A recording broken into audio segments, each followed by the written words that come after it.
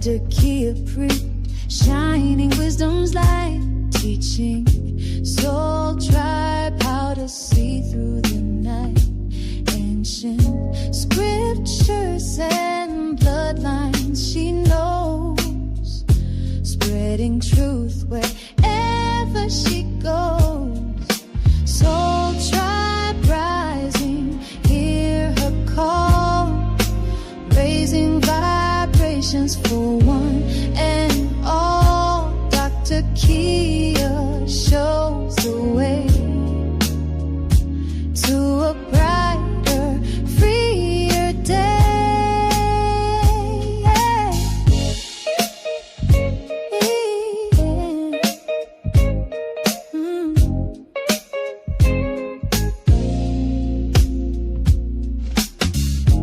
Through her channel, knowledge flows, breaking chains that hold us close, teaching paths to abundance and wealth, guiding others to free themselves. Soul tribe rising, hear her call, raising vibrations for one and all. Dr. Kia shows the way to a brighter, freer day.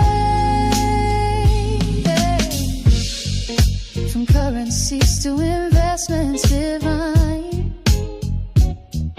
she's helping her tribe to realign with wisdom, ancient and new, showing what we all can do.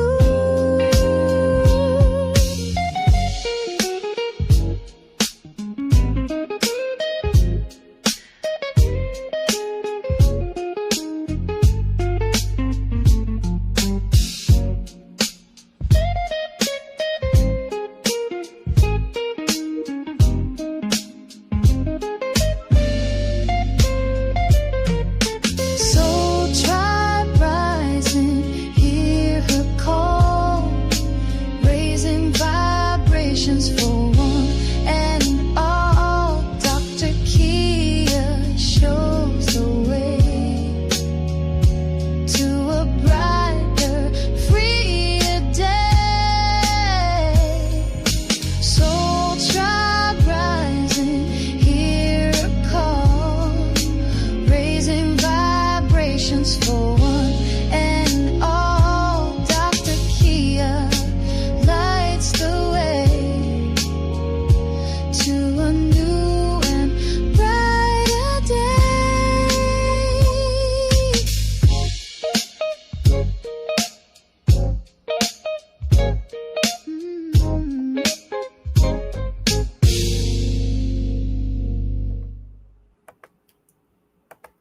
Shalom, family. Islam, peace, welcome. Assalamu alaikum. Hello, greetings. Good morning, good evening, good night, grand rising, depending upon where you're hailing from. It is so good and such an honor to see so many of you all here. Keep checking in because we have so much to talk about, family. Let us know who you are and where you're hailing from. Bring your notepads, bring your pens, your pencils, and your questions. Well, today I brought an esteemed, astute scholar, a historian, a minister, a grand sheik, the husband of one woman, a father, and someone to whom we all look up. That is none other than Aseer, the Duke of Tears. Before I bring him up, I want to tell you a little bit about this man because I want you to know that I only bring honorable people to the Soul Tribe that will help us prepare for what is to come. Okay, so get you a drink of water because I'm going to give you a little bit about his biography. Go ahead and get your notepad. Go ahead and get your pens. Go ahead and, debrief. Get a little, a little breather in case you got a little upset because I said we need to get it together. Okay, just take a deep breath. Exhale. Okay, we're going to bring a gentleman here by the name of Aseer, the Duke of Tears. He is a multimedia artist, a natural historian, published author, writer with a PhD in jurisprudence, an astrologer as well. Born Prince Charles E. L. Rogers, Aseer started doing artwork at the age of 4. He began taking art classes at the Brooklyn Museum at the age of 7. Around the age of 10, he began print modeling, and that same year drew his first full comic book. This is an astute author.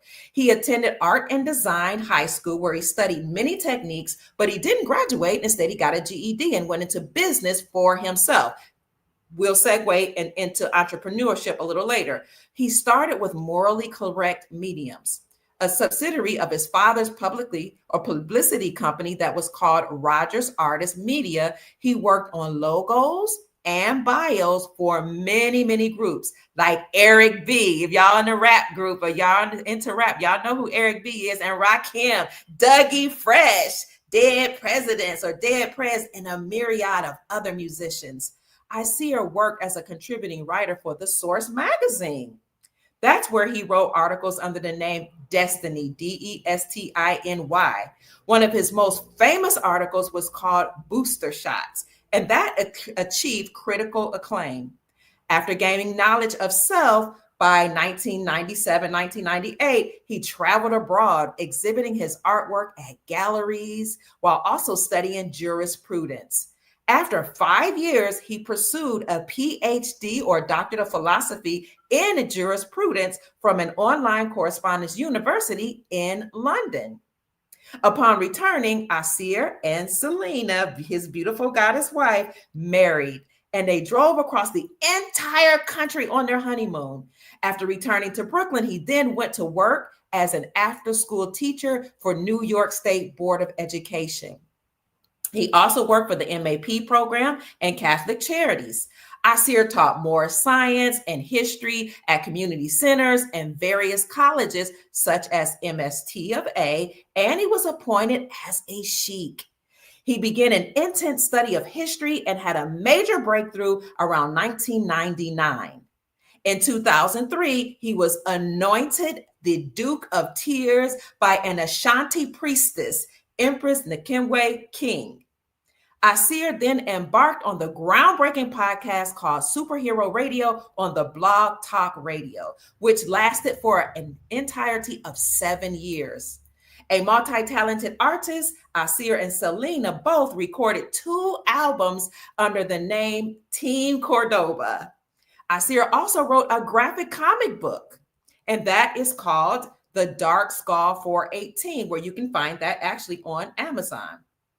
That has sold over 50,000 copies, 50,000 ebooks. That's very, very, very impressive.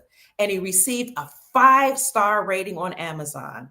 Aseer, the Duke of Tears, is currently adapting the DS-14 into toys, cartoons, and animated featured film, with the prequel to the DS-418 soon on the way. Team Cordoba is also working on a joint project as well as solo albums. Aseer is currently working on various projects to uplift fallen humanity while raising his family and promoting Moorish cultural existence as a viable lifestyle option. He also has organic hair, skin, and nail products that he has created with his lovely wife, Selena Cordoba Ali. So family, without any further ado, it is my great pleasure to bring on somebody that you all have asked me to bring on right away to explain what is going on with this government shutdown, what in the heck is going on in the world, and how can we prepare our families and our communities as we go into this golden age. Hello, Grand Sheik. It's good to see you. Welcome. Peace, everybody. Peace, Queen. Can you hear me? You can hear me, right? Can you hear me? Please. I can Okay, hear you good, very good. well. Excellent, excellent. Thanks for having me on. Thanks to your audience. Thanks to everybody that's been tuning in from wherever you're tuning in from. I really appreciate the support. Again, I really appreciate you having a platform and been consistently It's our great providing pleasure. a voice, you know what I'm saying, for people from different types of understanding to come together to see what we can do as beings that were born in this hemisphere and at this time, you know what I mean? So honors to you as well. I appreciate you. Yes, sir. Yes, sir. So let's start out by, I told you that I really want to talk about how there's been an attack on family. And if you can somehow add that into what's going on with the world and then, finally tell us what we need to do. So, Um, take your time. We got all night. The mhm. Soul Family is here. We have over 500 people in the So, chat already. The people have been waiting. So all take your right. time and just do your thing. I'm turning the floor completely over to Islam, you, Sheik. Islam, I appreciate you. Um, well, first, we want everybody to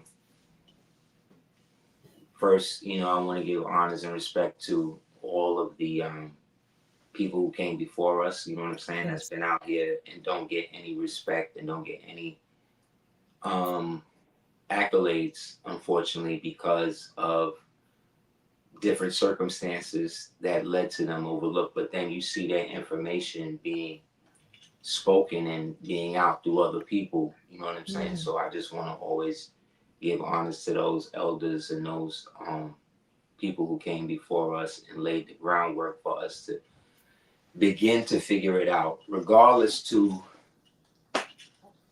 whatever affiliations they may have had, you know what I mean, or didn't have, whatever type of duplicitous nature they were in or weren't in, like they're dead now. So, you know what I mean? We can only learn from the actions that they had. And we are always, all of us are works in progress. And I think that we don't give ourselves enough credit as to, um, we don't place enough emphasis in things like forgiveness and striving to find the intent behind what people do. We just get caught up in the result, in the action. However, the intent usually comes from something pure. You know what I mean? Now, Yes. whether that's pure evil or, or pure good, that's dependent on the person. However, we all manifestation, no matter whether you're into new age stuff or a deep, dark occult stuff or whatever, or practical magic, ceremonial magic, science, whatever it is, it all starts with an intent. Even in law, it's Okay. the intent. Was the intent to kill this person? Did you Mm. intend to do it? See what I'm saying? Because the intent is the spark that allows the non-physical to become physical eventually, if not simultaneously, once the intent is accepted. So, for instance, a measure of intent would be, okay, this person came over to your crib and then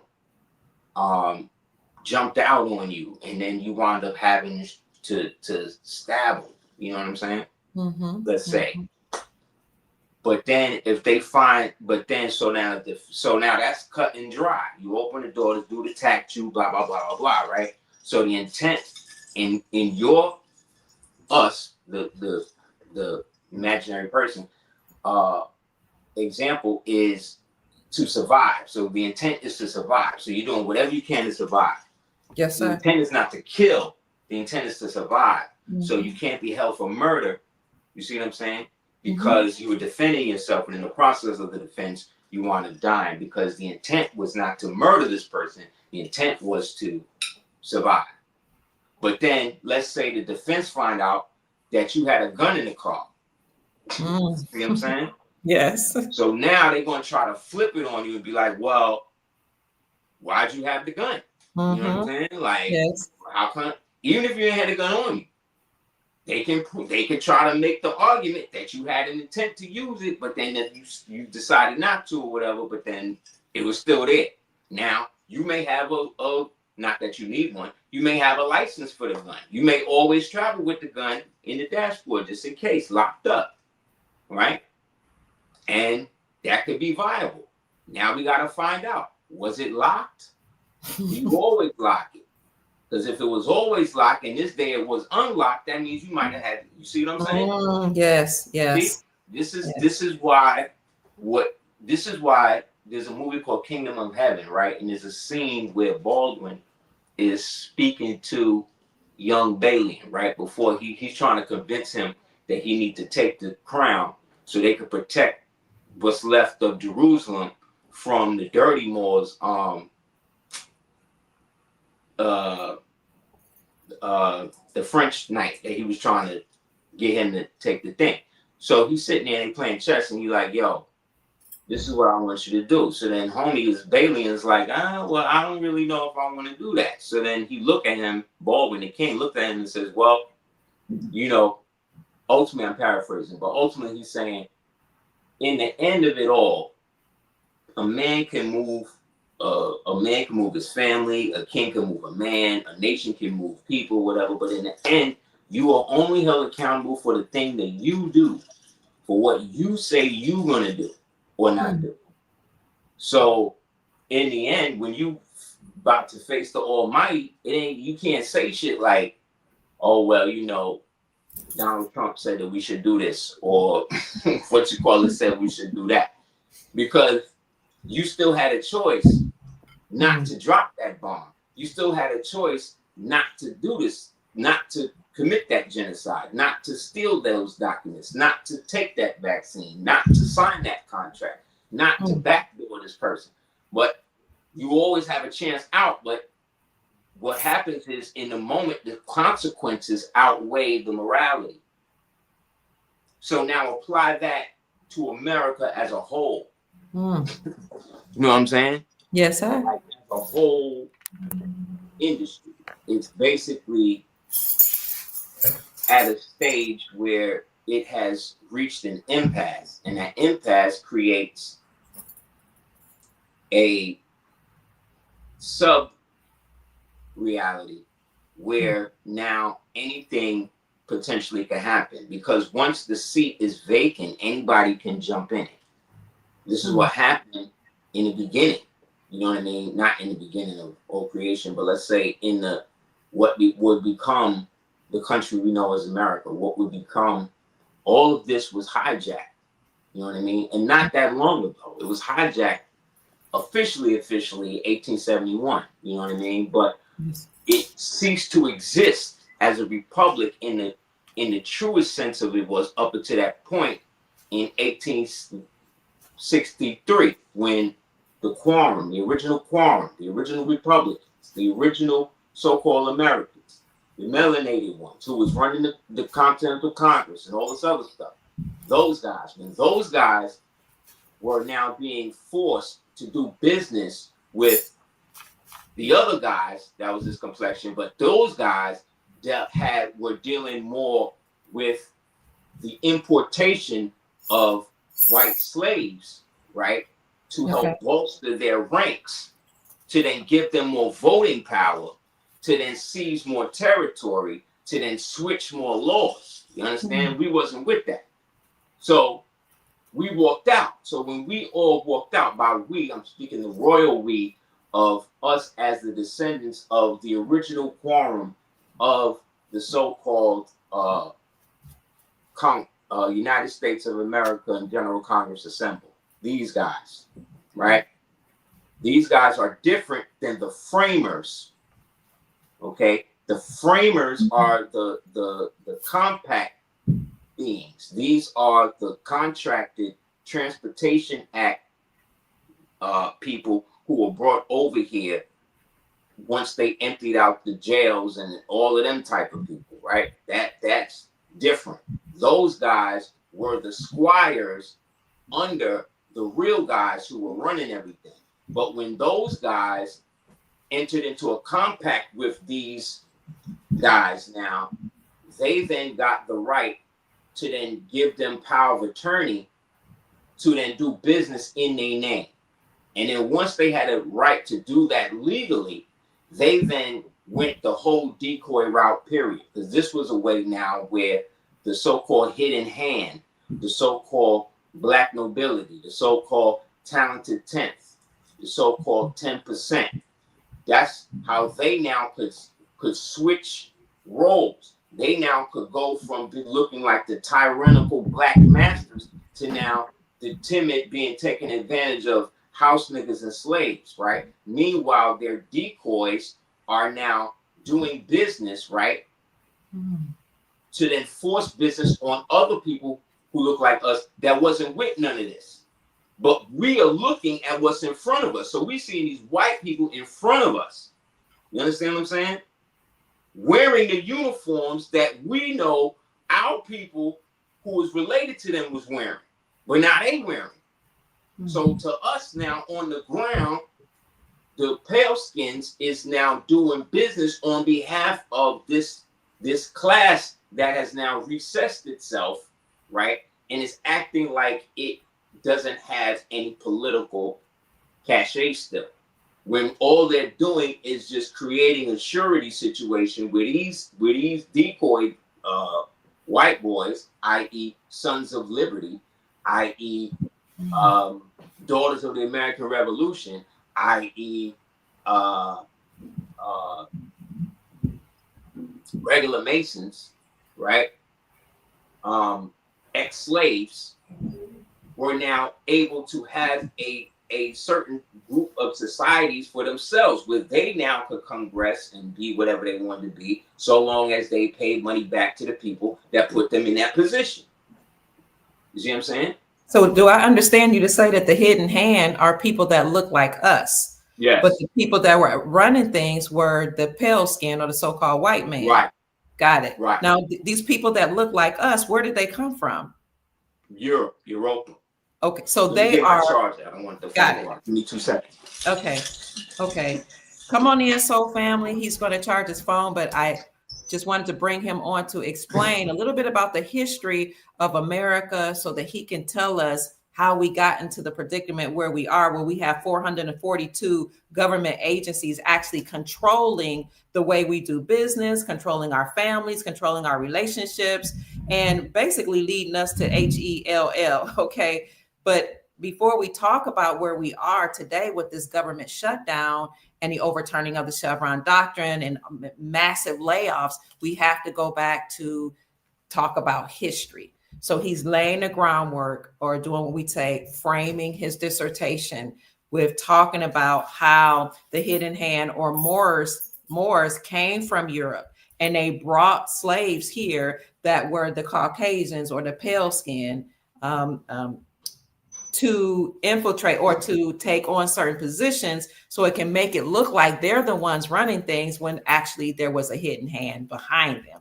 I've talked to you all about that when I talked to you about the 13 bloodlines that were controlling things. I said there's 13 bloodline families and I listed them off. And I said, but there are 13 bloodlines that control those bloodline families. And it's just a big old mess, family. What happened here in America and all across the globe. That's why we brought a historian to explain those things, because many of us have been miseducated. We've been lied to about everything. Most of the things you've been told is actually the opposite. Okay. And this is why we got to get control of our own educational systems, our own food source, our own spiritual institutions, all of that. We have to get control and maintain control. We can never get back here again where we're so dependent on the government that we can barely function. And having said that, we'll turn it back over into the hands of the Sheik. Peace. Aseer, the Duke of Tears. Peace. Okay. I think this is good. You can still see me, right?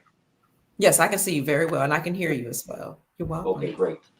So, yeah, they were playing Russian roulette with people's identity, and then going back and forth. I thought I had the book on me. Take your time. Was trying to go back and forth, and then trying to get everybody to co-sign their fictitious way of life. This is a book that everybody can get. No, it's called Rebels, Pretenders, and Imposters. This basically is a book and gets into how a lot of the so-called European Renaissance and all of that was them redoing a history so that way these types of people could hide, because we're not. So when we say who they are, we're talking about when they talk about the papal bloodline, the 13 families, right? Yes. There's the basic ones, the ones you know here in America, but then the other ones, the Aldombrani, the Parsini, the Orsini, the Farnese, the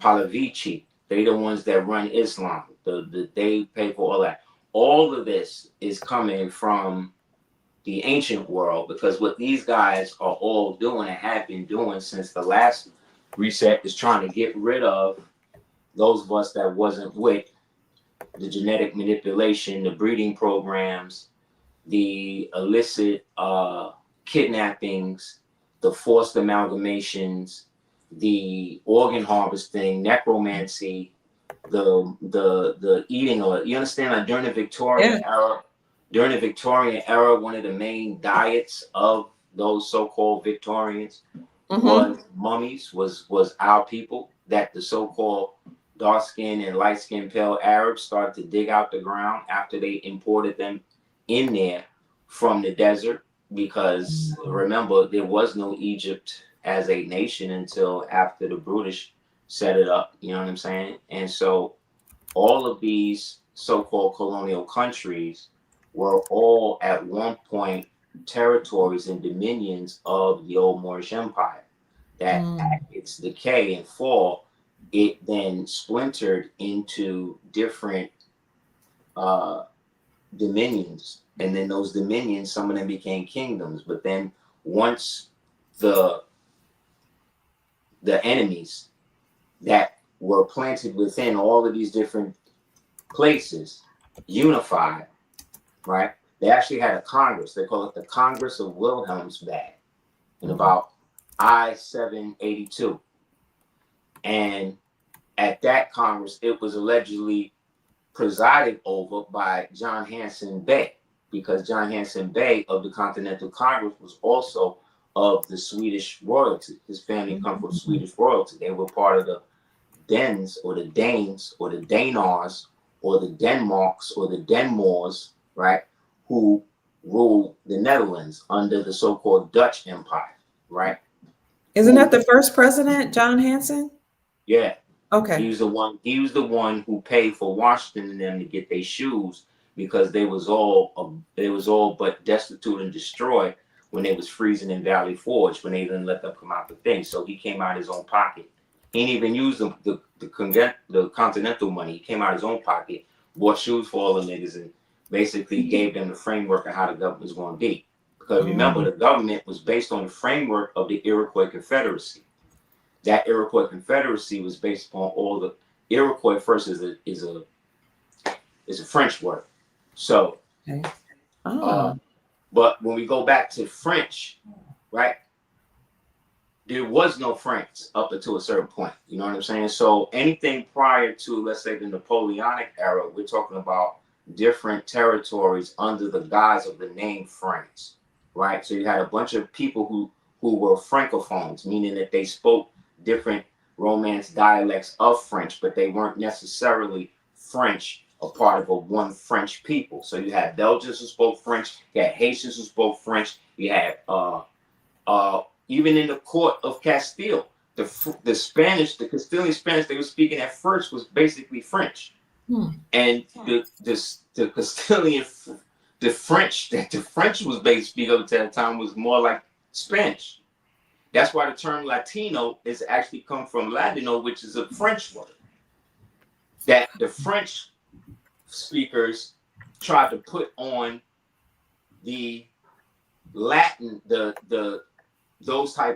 Spanish speakers in dominions that the French was still trying to take over. So they was trying to get them to be something else, so that way they could work with them to get rid of the so-called black tyrant, the black power structure. So what you got to realize is when we read the black codes, right, 1782 and all this other type of stuff, because we've been trained to identify black with a skin color and a certain type of people, we're missing the forest for the trees. What if in I-782, when it came out the black codes, that at the time, who was considered black? It wasn't us. It wasn't us. The only people who was dark skinned that were considered black at that time were people Moors, right? Had come into conflict with and took as prisoners of war and then sold into the system. See what I'm saying? But they had rights and privileges because they, even though they were infidels, right, they were still of the connection based on the complexion. But it wasn't racism. It wasn't based on race then because it's all the same people. So we can't be racist because these people mad dark, these people mad dark, these people mad dark. What's the difference? It got to be something else. So humans are always going to find something to bigger about. So we can't beef on color. We'll beef on class. We'll beef on language. See what I'm saying? Yes. And so that's what happened. Everybody started trying to do their thing, and then they wanted to create different versions of themselves. So then you had a group that decided they was going to physically create people now. We're going to create a whole nother type of people. So that's when the Moors went up in there in the wilds and found the wood wolves and the whites rolling around and barking like dogs and shit and all of that. And they took time and started working them. And then eventually we get people we call Sicilians and Italians and these type of people today. You know what I'm saying? Yeah. But, and you know this is true because even those that hate us, like the Italians and the people, and they be calling us guineas and all that, that's because that's where we used to sell them at. We used to sell them in the Guinea. Again, I'm not laughing. It's cool to sell people. I'm just saying the irony, the words that they use to defame us is the shit that we use to control them. So they was calling us guineas. Then they call us moolies, right? But moolie is mule. Mule Ishmael had over 10,000 Circassian slaves that he was selling all around the world. You understand what I'm saying? So much so that some of them, the ones that even would adopt elements of the religion of Islam, they were able to actually rise to. That's how the Mamelukes blew up. The Mamelukes was able to rule all of Egypt for one point, and they only imported. And this is white people now. These was Caucasians that was taken out of the cave, civilized, put in the janissary system,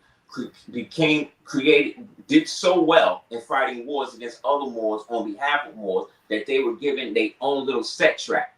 And in that set trap, they would basically take jobs from the different bays and the L's from around the world wanting to do stuff, usually to hold down other Caucasians. So to keep their ranks the way that they wanted, they started importing their own people. They started enslaving their own people and bringing them into that because that was the only way that they could bring their people into civilization.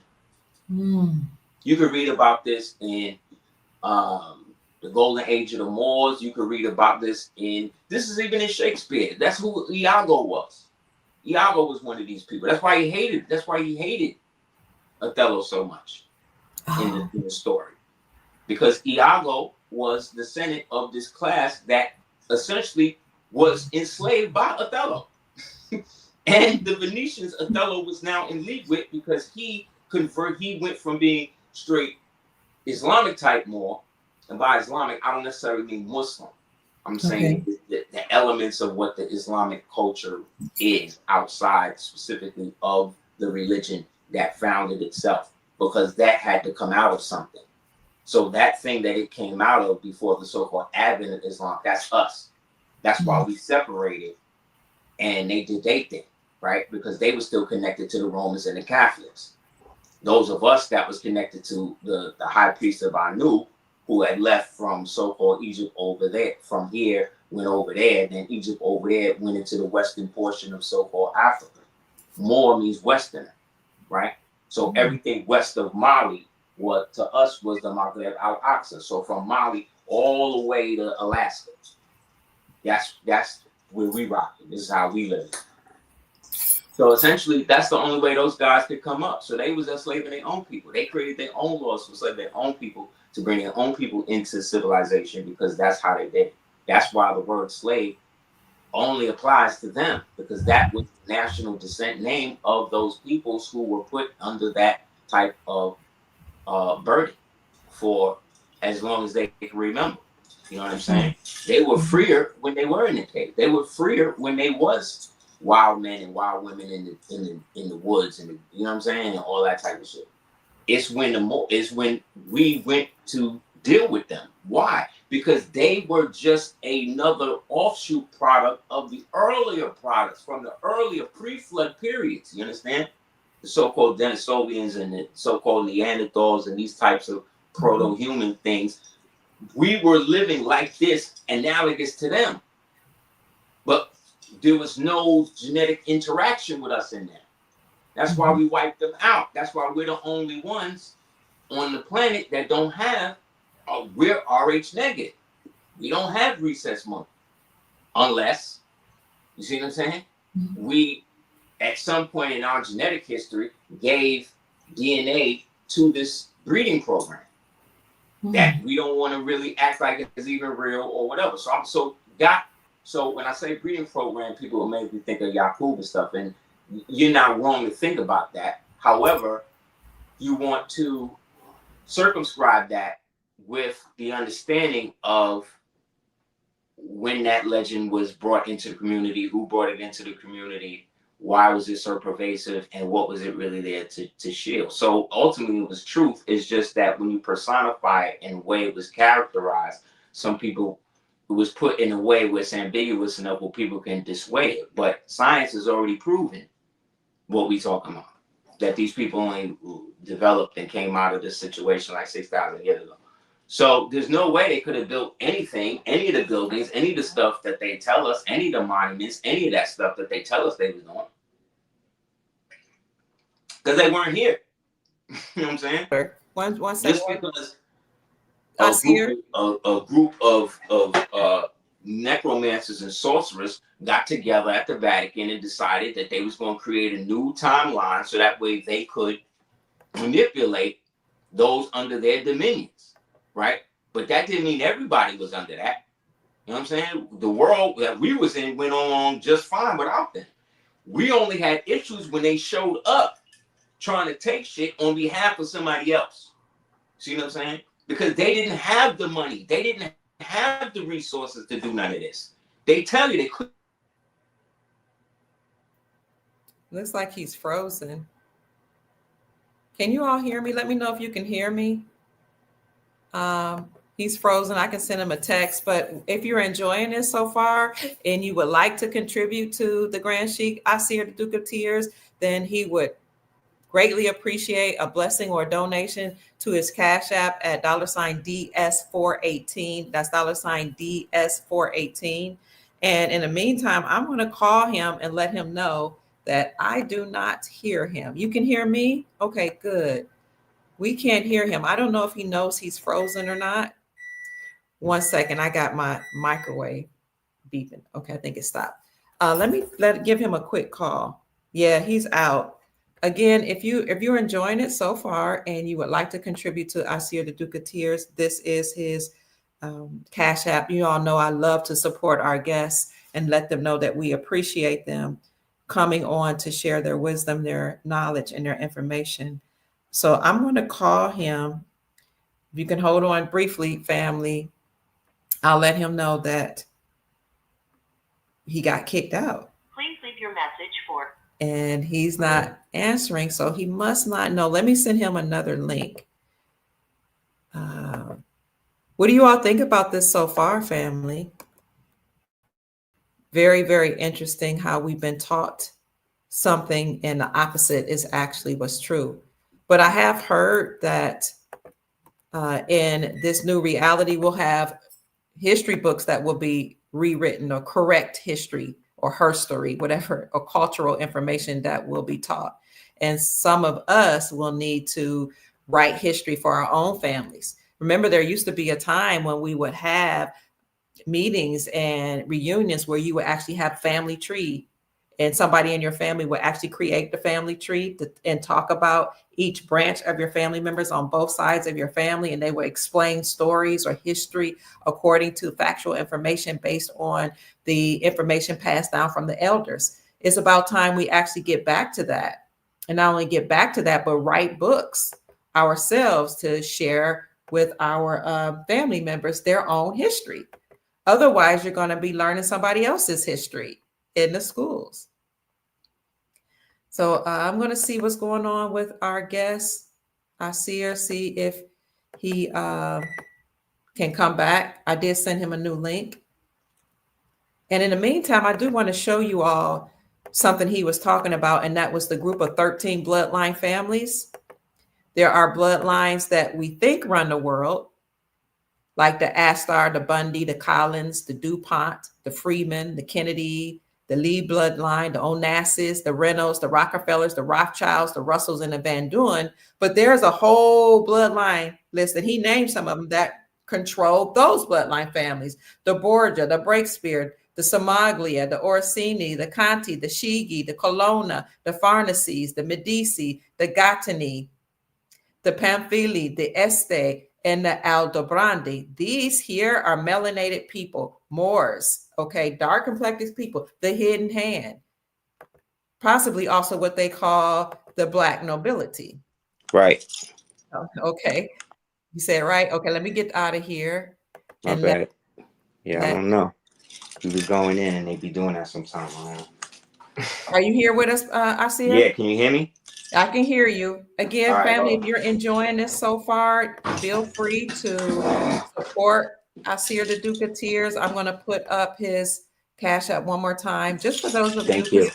There's a lot. You're welcome. People like and enjoy supporting our special guests, to let them know that we really, really appreciate you. So that would be Cash App DS418. And as we get in further into the podcast, we'll talk about how you can support him and buy his books and his artwork, et cetera, et cetera. But go ahead, Grand Sheik. We want you to continue on sharing the information that you were Thank you. giving us. Yeah, so that's what I was saying. It basically, that's what the Renaissance and all of that was about. Like, they hid this stuff for a reason, because if the play was to take the estates of the original peoples that was already here in America, right, i.e. the mound builders, the original peoples, the so-called barbarous nations as they were listed, right?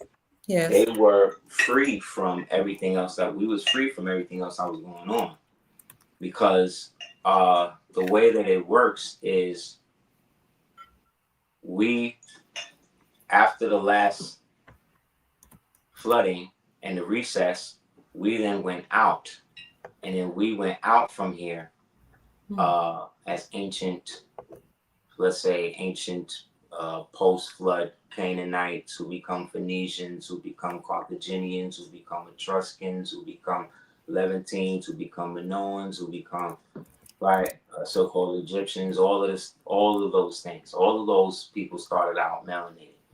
All the way up to the Spartans, the Spartans, all of those peoples. Okay, they were just different members of those peoples who had dispersed after a certain time, right? After the dispensation. Then the peoples who gave them that knowledge, us, we then left, came back here, right? Because this is also a time when you're still dealing with like what you would call zoomorphic or alternative beings that exist, you know what I mean? That are now trying to set themselves up as gods over people, and then they're trying to then create their own versions when that's not what the source set them up to do. Like, people think these gods just came out of nowhere, you know what I mean? Like, nothing exists without the main source allowing it to be so. So the source, God, Allah, whatever it is, whatever the ultimate is, we can't even name it. What you know what I'm saying? What it truly is. So for us to give it acknowledgement is insignificant to it. It doesn't need it, but it likes it. See what I'm saying? Yes. So keep talking, Sheik. I'm going to get me some tea, but I can hear you. Yeah. So it likes it. You know what I'm saying? So because it likes it, it's good to give thanks and for things that are in front of you and unseen. So that element of the force that allows us all to move forward in life or whatever we decide to engage in is too inexplicable to be circumscribed by the mortal thoughts of men. Yet man has the potential to reach those levels of thought, right? Because they say God is the dream of man. Man is the reality of God. So just like you have captains and lieutenants, that's in everything. So when they tell us about the angels and the seraphims and the this and the that, like that's all dope. Those are just different orders of beings that were us, that were existed in a higher aspect or higher ratio of understanding.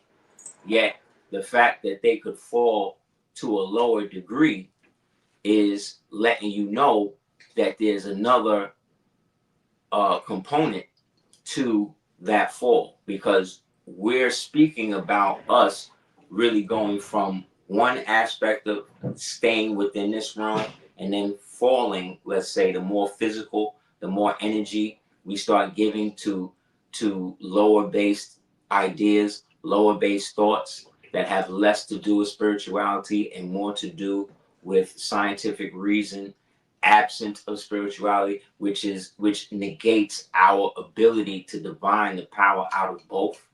So therefore you shut down one element of your reality and now you're only focusing on that. And as you focus on that, that becomes the only thing that you see. So then anything that's coming from this side, the truly divine side, that is now hitting you in the head with it, you always coming up with a scientific reason as to why that's happening, when really the science is another form of religion. It's just a negative religion.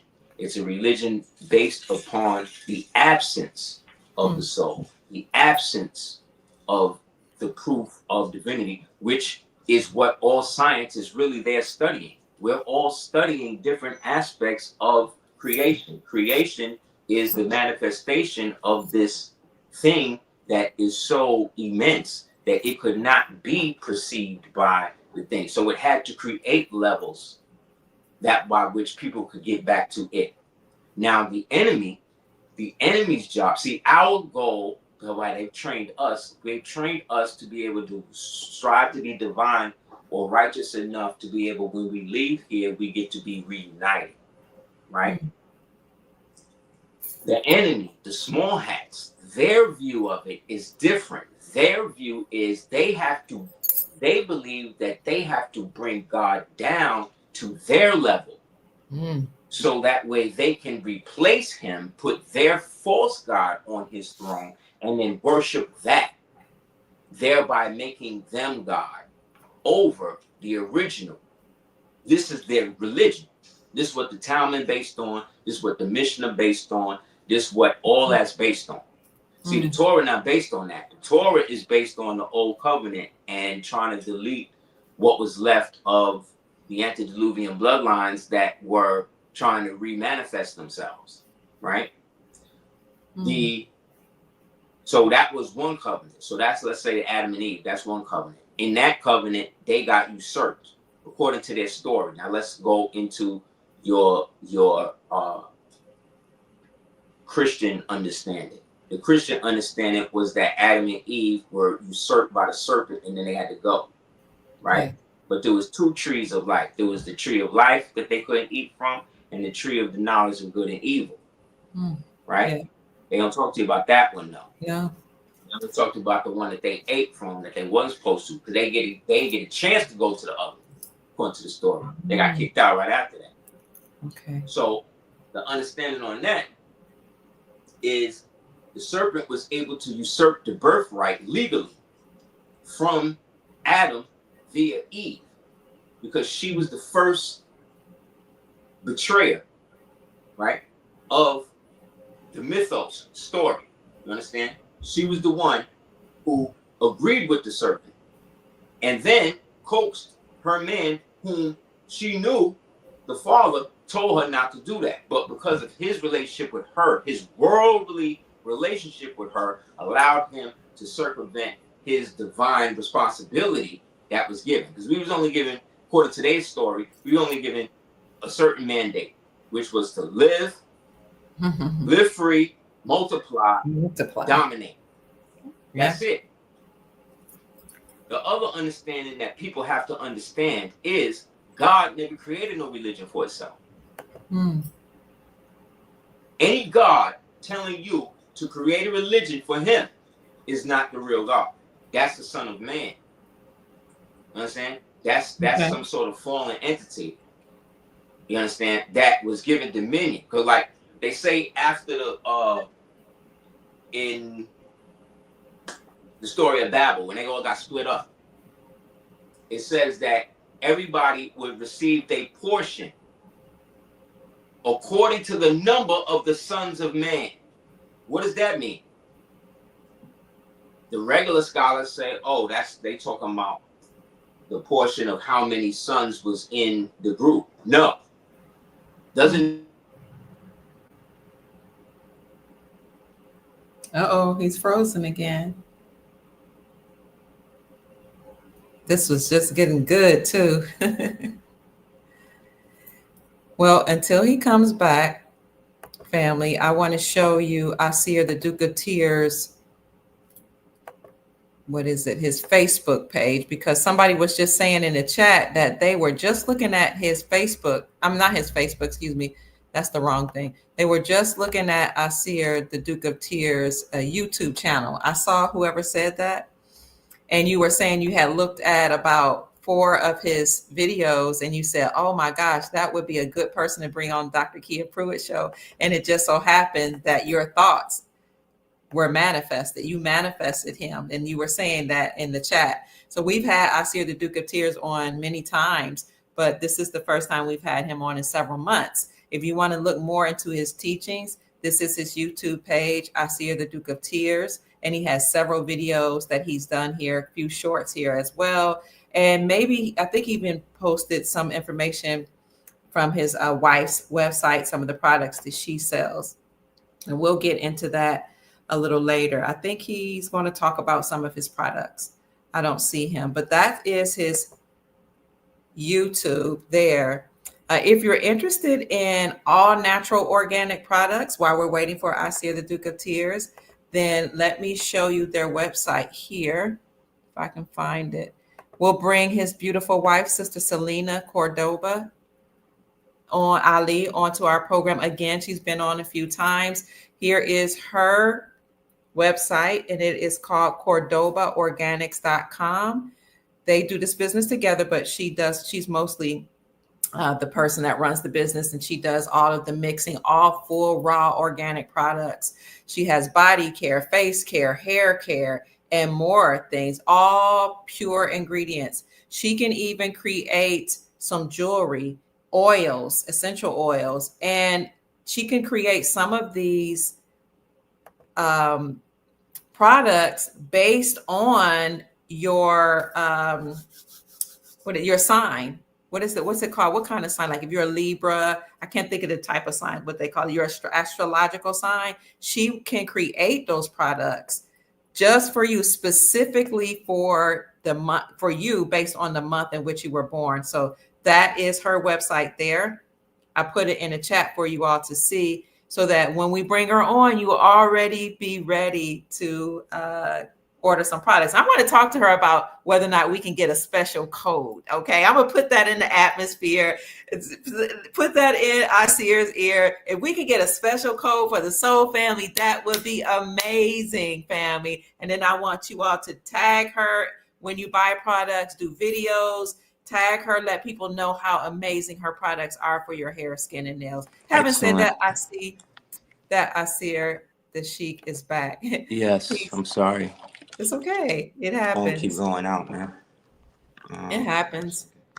We're just happy that you're here. Oh, yes, your horoscope. She can design products based on your horoscope. Thank you so much for that. Who is that? Right to Right. Thank you. Yes. It's amazing. I've gotten some from her, and they are beautiful. And when you see pictures of her, oh my God, she's gorgeous. She has very dark, ebony, rich complexion. She has long locks all the way down to the floor. Just a very lovely, beautiful lady. So her products, if they can do it for her, surely, family, surely they can do it for us. The phone not in there got too hot. Okay, we're back. Oh, the phone got too hot. Yep. Let's just like shut all the way down. So Take your time. We're here. Yeah. So where was we at? No. So We were talking about Eve in the scripture. How a fallen entity creates a religion for itself. Yes. So that's what they did. They started creating all of these fake. They were supposed to basically, as they were apportioned, to go to man itself. They were supposed to basically be like ministers to it, right? Yes. And they didn't do that. What they did was they basically taught them how to use and control people and get those people to worship them. So they taught them all of these things, and then from there they started doing that. But all of that knowledge was hijacked from the fact that they themselves have received that from a higher authority to them. So the Moors could trace a lot of stuff back to the pre-Canaanite god they refer to as El or Elion, right? Or Elion, right? Thank you, Queen. And he was a part of a hierarchy where you had another dude, Anu, right? And then you have Enki and Enlil. So everybody's getting into the Anunnaki and this and that, but they're a triune system. That's why most gods come in threes in the third density. So whether it's Isis, Osiris, and Horus, or if it's Jesus, Mary, and Joseph, or if it's Alat, Isis, Urania, and Malak, right? Who were the pre-versions of the Pale Arab deities, one of the 365 they used to have at the Kaaba. And Aseer, Aset, and Heru. Right. You know, all of these are just different variations of this cosmology that infects third density to allow people to reinvest their energies into alternative vehicles instead of what's within them that then goes without. So Wow. Yeshua was the one that says, no, the temple of God is within. You know what I mean? And, you know, he never started a religion. You know what I'm saying? None of these things were started. They were created by people who saw a power vacuum and were able to exploit that momentum and mental energy that the people were expelling into that specific event that allows them to pull that energy out and then create a whole new situation that they now can rule from, and then find ways to, again, reinstate these non-physical entities that they believe is giving them this type of information. So you're not dealing with the person in front of you. You're dealing with whatever entity that they agreed to be down with once they joined up with whatever group that was. You know what I'm saying? Yes. So if you are a Muslim, whether you know it or not, your dawah is going to the Muslim Brotherhood. And most of the people at the top of the Muslim Brotherhood are straight Satanists. You know what I mean? They are wicked and evil. Like right now, a lady, some leader in Africa from one of them countries that the Arabs is in, banned them from marrying children under 18 or whatever. And all of these freak pedophile old Muslim dudes, imams, is out there protesting this shit with the flare-on red beards and shit. They out there bugging like, you can't let us not marry babies that's like 3. So if you want to diss the small hats for that, how come you ain't going at the imams and them for that? They doing the same thing, if not worse. Because at the very top, they all are under the same deity. Zoroaster is the one that created Judeo-Christianity. Zoroaster is the one that helped create Islam, the religion, as the Pale Arabs understand it through their prophet and all of that. Like Zoroaster is the one that helped influence Hinduism and all of that. But people don't read. They don't understand how these things collapse into one another. But there was one time in history when the Achaemenid Empire, who they call the Persian Empire, who again, is melanated people, okay? These were pagans, but they had reached a certain degree of excellence where they had a symmetry between their magic, their culture, their gods, and their statesmanship. So they was able to boom. So when they really came into power, the reason why they were able to do that is because they waged war against all of the nations of the earth up until that point. Okay. You understand? And they had basically won. But now that the wars was over, they put out the first decree of human rights ever. And they said that everybody had the right to worship whatever God they wanted, whatever they wanted to do, blah, blah, blah, blah, blah. Then they went so far as to say, look, any temples or structures or cities that was destroyed during the conflict, we will pay to have them all rebuilt. And everybody did. So the Persians, they had the money, but they didn't have the expertise, the architectural understanding, the scientific metallurgy that it takes to erect megalithic edifices. You know what I'm saying? So they didn't. So who they went to? To the Egyptians, of course, because who else going to do it, right? So the Persians paid the Egyptians to then go and build temples for all of the other people, whether it be the Hebrews or the this one or that one or this one or that one, the Hindu, whoever it was, wherever it was in the world, you want a temple built, we'll do it for you. But in doing that, they put themselves under the spiritual and legal jurisdiction of Persia. You know what I'm saying? Of the Prince of Persia, who's listed in the Bible as one of the princes of hell. Sure is. Right? Sure is.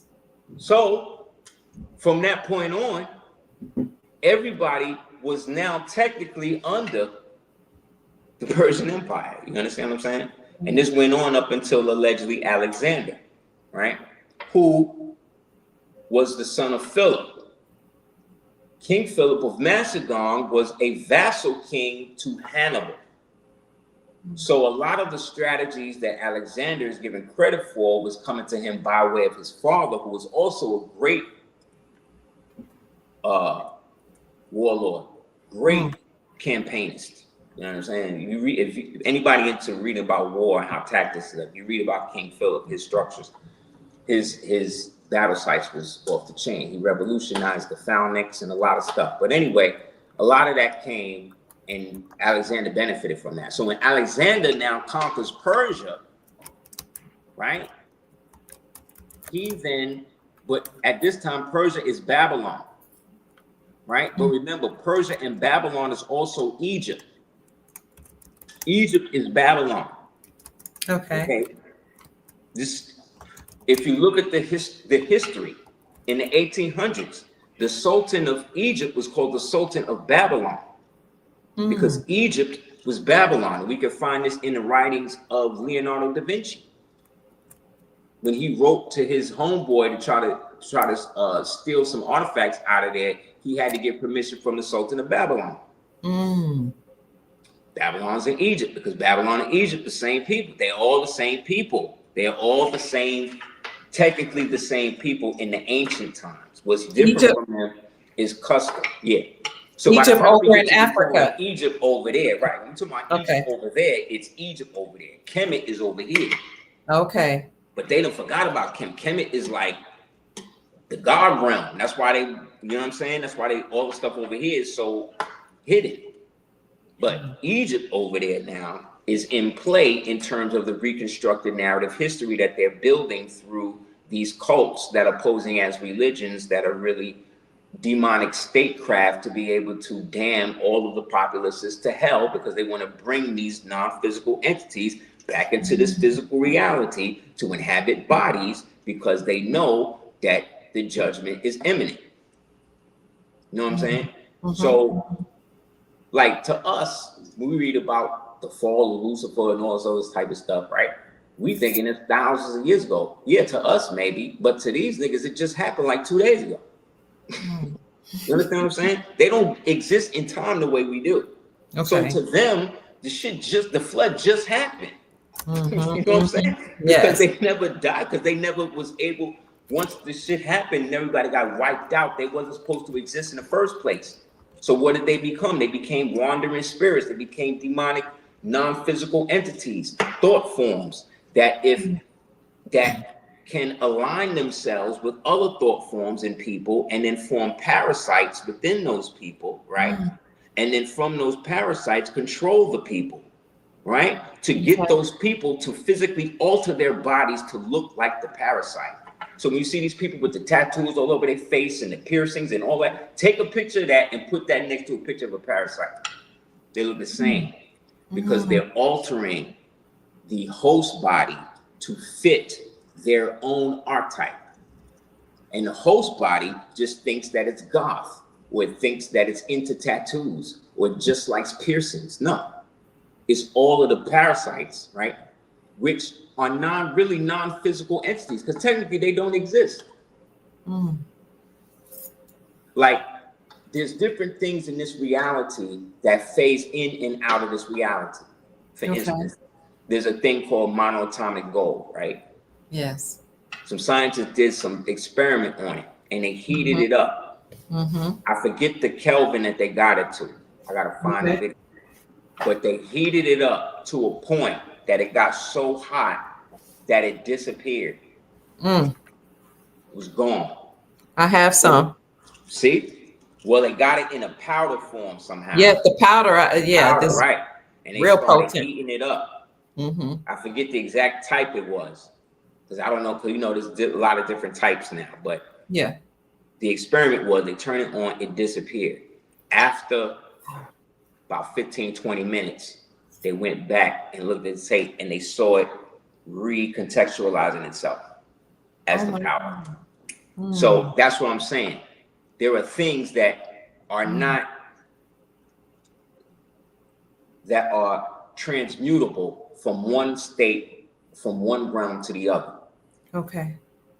The problem is the people in charge are the ones that have been using this technology to try to, like I said, reincorporate these beings into our reality again. But it was our ancestors that wiped them out. We got rid of them. We destroyed them to the point that they had no recourse up until I-492.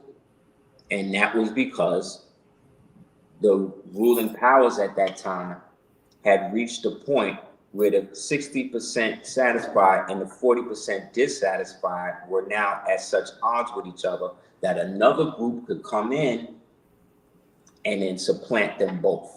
That became known as the 6 European nations, right? Who were all Romans.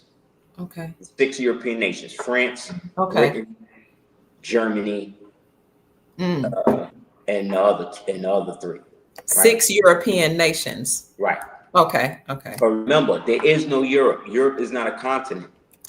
Okay. Asia is a continent. That part of Europe is West Asia. You understand? So those Western Asiatics, i.e. Black nobility, who had been there from time immemorial, from the time of the so-called Grimaldi people, when they were blonde-haired, blue-eyed, dark-skinned people there, right? Those people were all a part of those cultures that after the war of what they call the Sea Kings dispersed themselves up into Western Asia from what today we call the Mediterranean region up into there. So when we talk about the Vikings, those are all Danites. Those are, again, melanated peoples who were a part of the serpent culture, which was part of those ancient cultures that were at war with those who were trying to create the modern cultures, i.e. the Romans in them. That's why they always had beef, because the Romans is trying to resurrect their gods, Zeus in them. Right? But after the fall of Rome, when Rome was faced now with Attila and them, Rome then acquiesced and joined up with their enemy, the Persians. See what I'm saying?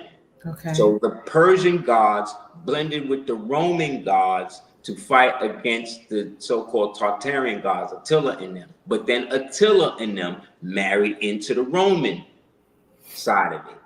So now all these sons of man gods, right? Egotistical maniacs is joining up with these armies. They're now setting themselves up as nations, and now they're trying to move on everybody that's not trying to be pagan. That's not trying to be transhuman. That's not trying to worship idols. That's not trying to sacrifice babies. That's what the Hebrews was doing, bro. That's what they were doing. That's what they still doing. They still got them doing that. How? How did they do that? Well, when you read the story in the Bible, that's why the prophet said, Moors don't get rid of your Bibles, because we're going to need this to straighten this shit out for these people, because they're not seeing it. It says that when Musa went up into the mountain to speak to the Most High, right? Again, we're going by the story. We're not talking about what we believe. We're talking about what these people who are running the world right now believe. Musa being Moses? Yes. Okay. Yes. And we're talking about it from this perspective, because technically we're really the ancient observers of this all. The watchers, really. Because remember, we're the ones that fell. The elves. We're the ones that fell and then had to redeem ourselves to get back, because parts of our family was engaged in all of this bullshit that I'm talking to you about, that we today see as science and genetic gene engineering and all this other type of stuff. This shit ain't nothing new. Well, when you say we fail, it makes it seem like you're saying we're gods or angels or ancestors or non-human I'm entities. saying that we were the first to inherit the kingdom. Okay. After the creation. According to today's story, he said what? Be fruitful, multiply, dominate. That's what he said. That's all we were supposed to do. That's all we need to do. Okay. You understand? He didn't say dominate. We already had dominion. We already had it all. You understand? We already had it all. And everybody that was around prior to our manifestation, right? They was all done. Their time was up. Their version of humanity was over. That's why we can only speculate on what they was. Because we made it so that once they say, okay, we get dominion, why? Because these niggas is creating goat men and hawk-headed people. And then these hawk-headed goat people, winged people, is now setting themselves up to be God, when that's not what the source set them out to do. He set them out to portion the nations, so that way eventually they would give their glory back to the source. That's how it's supposed to go. But they set themselves as that. So you got these people now that's why you got these people today saying, oh, the Anunnaki, that's God. Or the what you call it, those is God. The Pleiadians, those God. None of these niggas is God. None of them. Nobody that is coming into third density is better than you or I. Because if they were, they wouldn't be here. Wow. Okay. Because this is the realm of imperfectness. So if you are sublime entity with nothing but benevolence within self, you're gonna stay where it's at. Why would you come back here? Why would you do that? Right. Why would you do that? And if you did, you're not gonna be who you was. How you even remember that? How you even remember that old name? Because the part of you that's human, when you died, you reached the edge. And there's a part of you that was human, and then once you physically die, you beyond that now. You're going back to what you originally were or are, which is a manifestation of the source. Yes. Source don't got no form. Source everywhere. Yes. At the same time. So I asked that question to then ask this question. So then if that's true, then who are these people channeling when they say they channeling ancestors and channeling this one and channeling their grandmother and they old cat and this? Who are they really talking? Who are they really talking to? You don't know. How do you know? because they have the traits of the thing I'm trying to manifest. How you know that? You know how easy it is to take a form when you don't have one? To take alternative form when you don't have one, you be whatever you want. You say whatever you want. Some of them don't even want to leave. So, and some of them can't because they was never really born in the first place. So if you wasn't born in the first place, don't got no soul, but then you was given life. And then now you're physically dead. What do you think happens to you? You just around here. You're gonna graft onto whatever was the most like you in that thought form, because now, or you'll become whatever you gotta be to be brought down into this union, into this ritual. That's why Crowley and these ceremonial practitioner magicians and stuff would take years to perform summonings and things like that. They would have to prepare the space for years. You would have to have some of them, the real ones like John D and them niggas. Now, let's forget them because they're the evil ones. Let's talk about somebody good. Somebody like Randolph. Randolph would have a room that he wouldn't go in, that would just be dark for years. Wouldn't even go into the room for years, and then would soundproof it. And then would just go in there after a certain time to get in, to commune or whatever he did. I'm saying that to say that it's not just get the Ouija board, put the circle on the floor, put the pentagram on the floor. Now we doing it. First, you got to understand what these symbols even mean. You think Baphomet is a goat. That's not what that is. That's a uterus. You know what I'm saying? Like, that's a uterus that you're looking at. You know what I mean? But they made it like a goat with the devil and all this. So you thinking that. So now there's a whole group of people who have now given thought form, evil energy to this entity named Baphomet that don't even exist. That the Freemasons know is just an allegory for the light and the dark, the yin and yang, and specifically the uterus of the female. Can you explain the meaning behind that symbolism of the uterus? Look at the symbol of a ram's head. Okay. Look at the symbol of Baphomet's head. Then look at a picture of a uterus. It's all the same thing.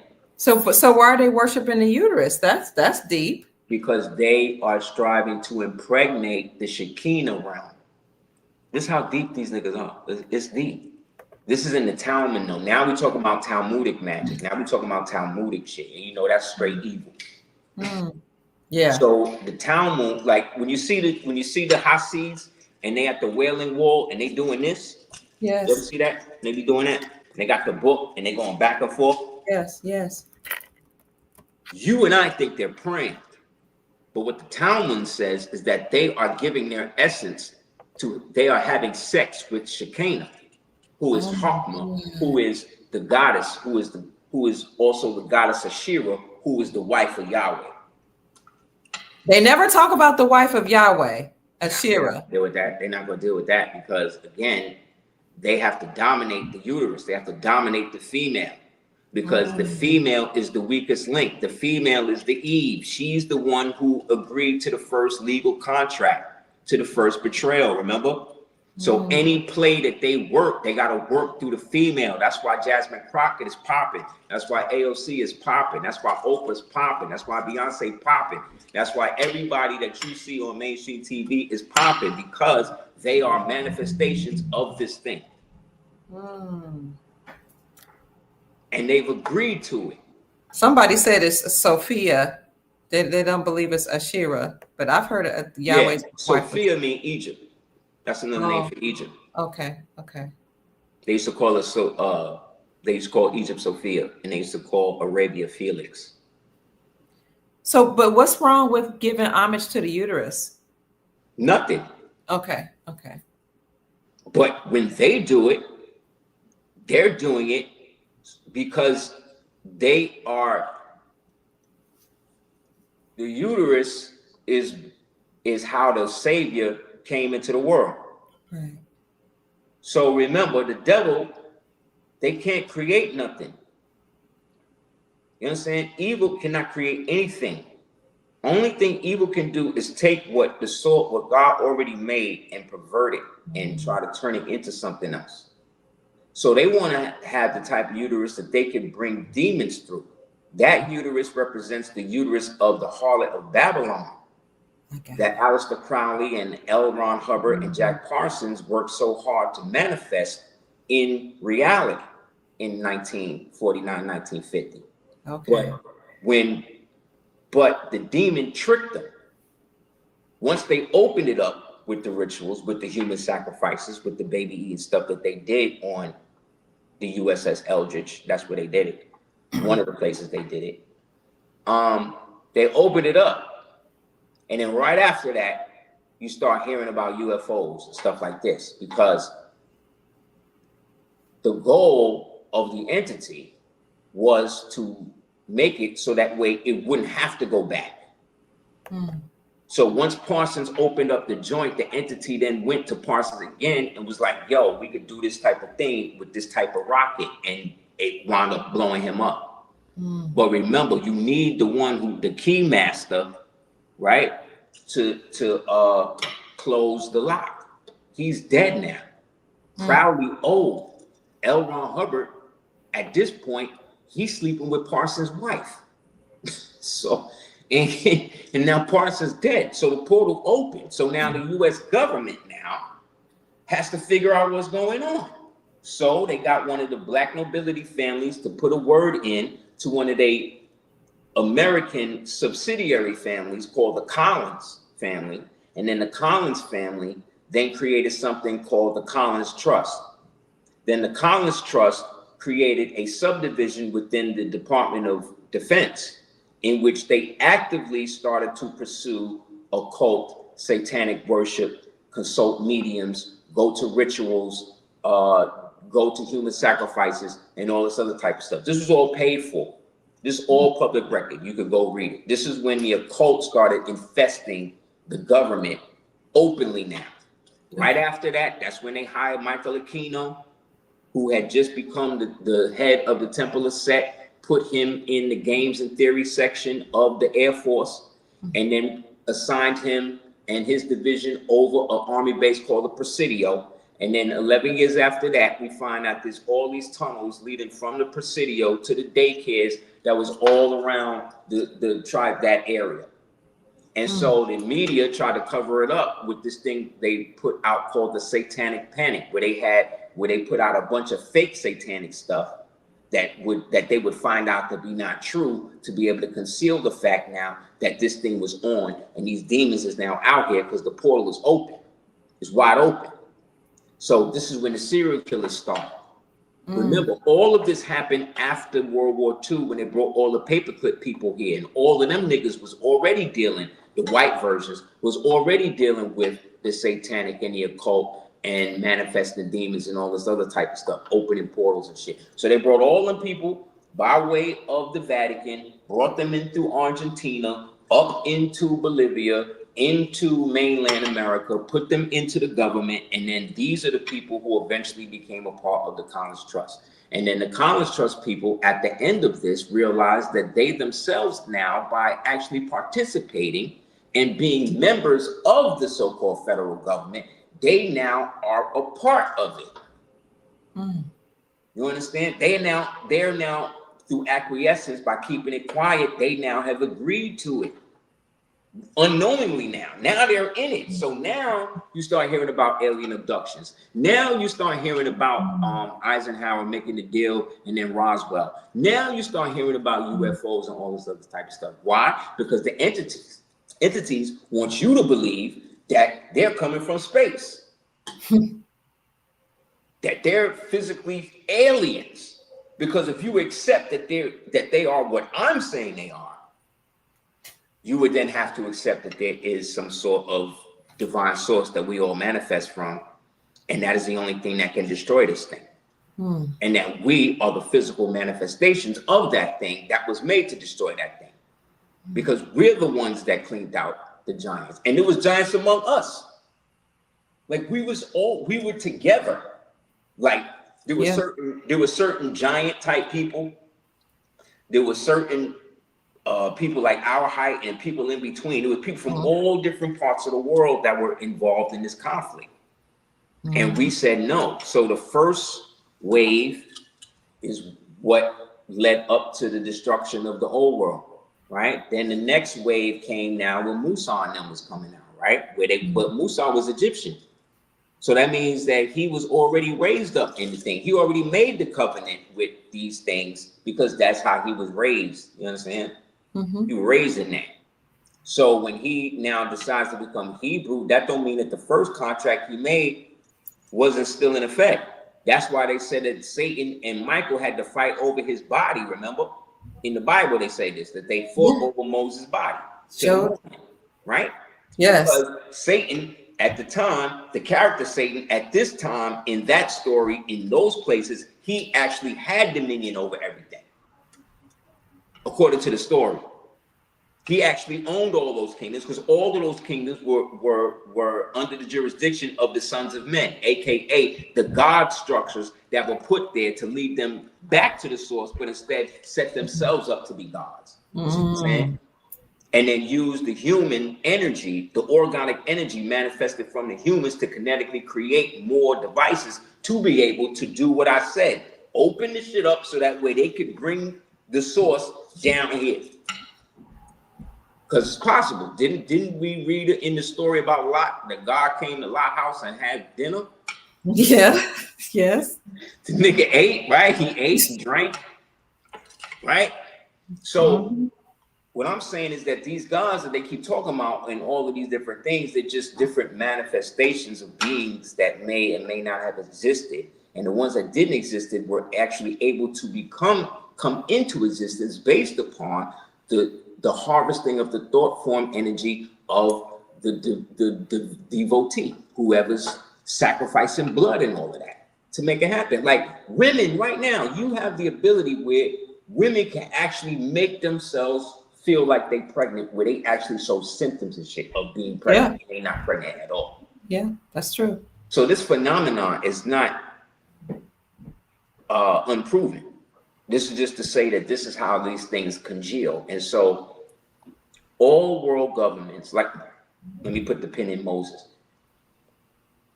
Where Musa, at his time period now, so he's forsaking his birthright, but he was never really an Egyptian to begin with.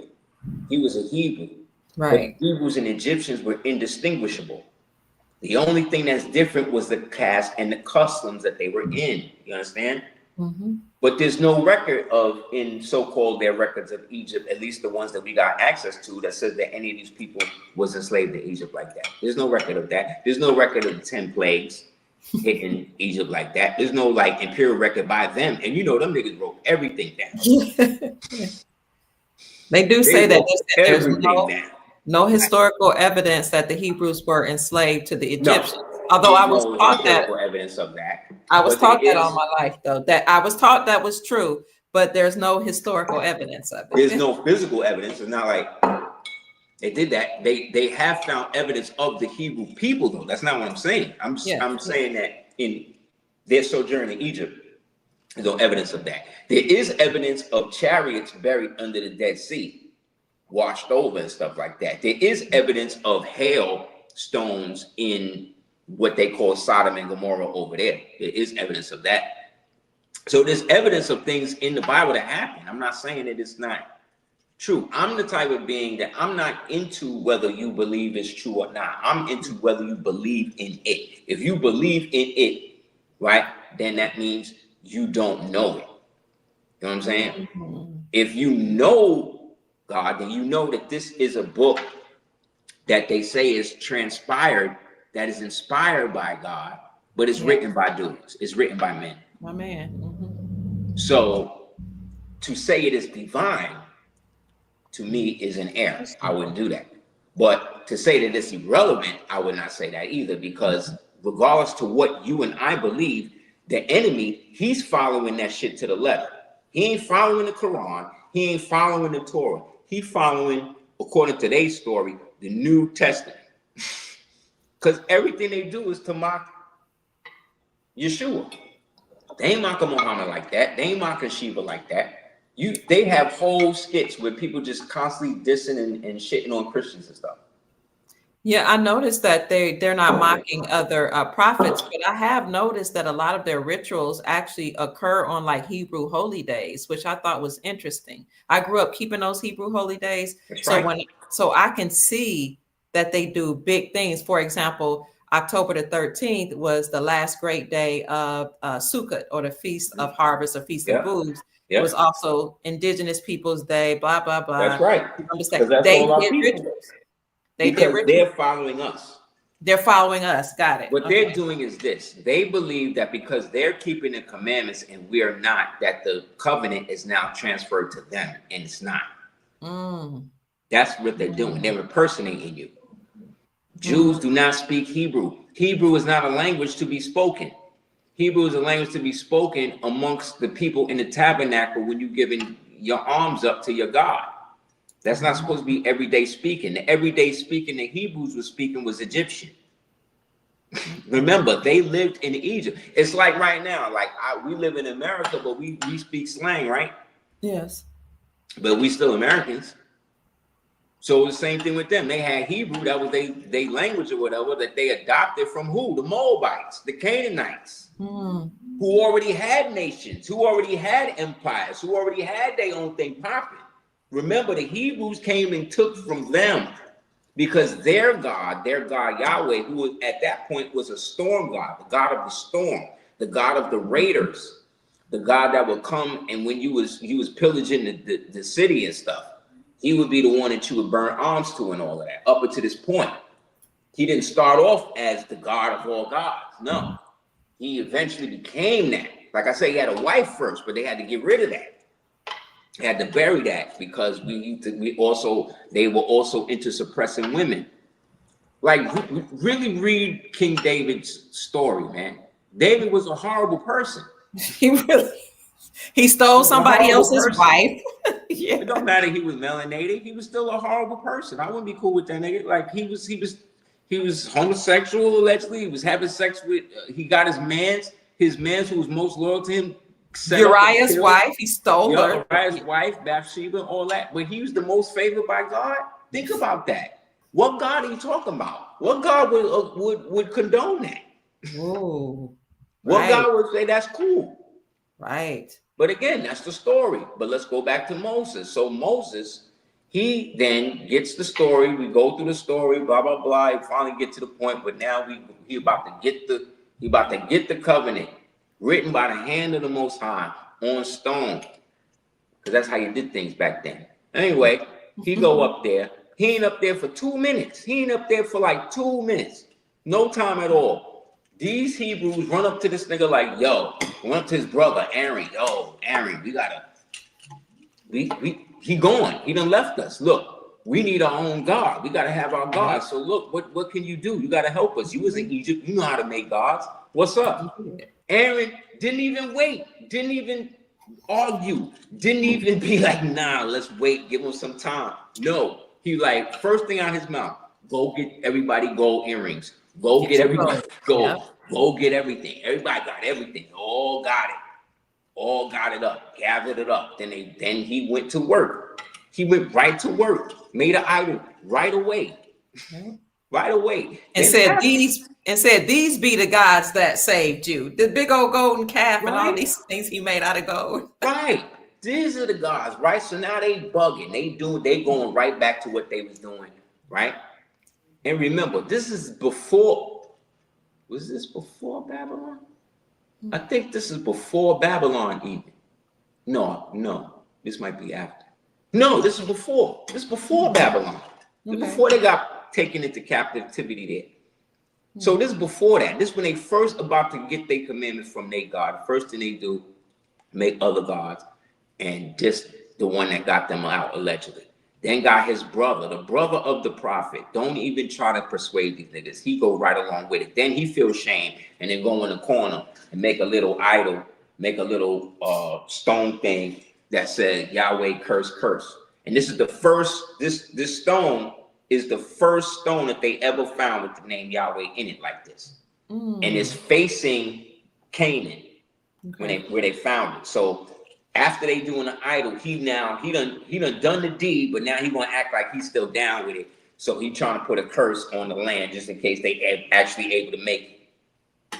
This is all going down. Then what does it say in the Bible? It says that they went and they reveled all night. Then they had a feast.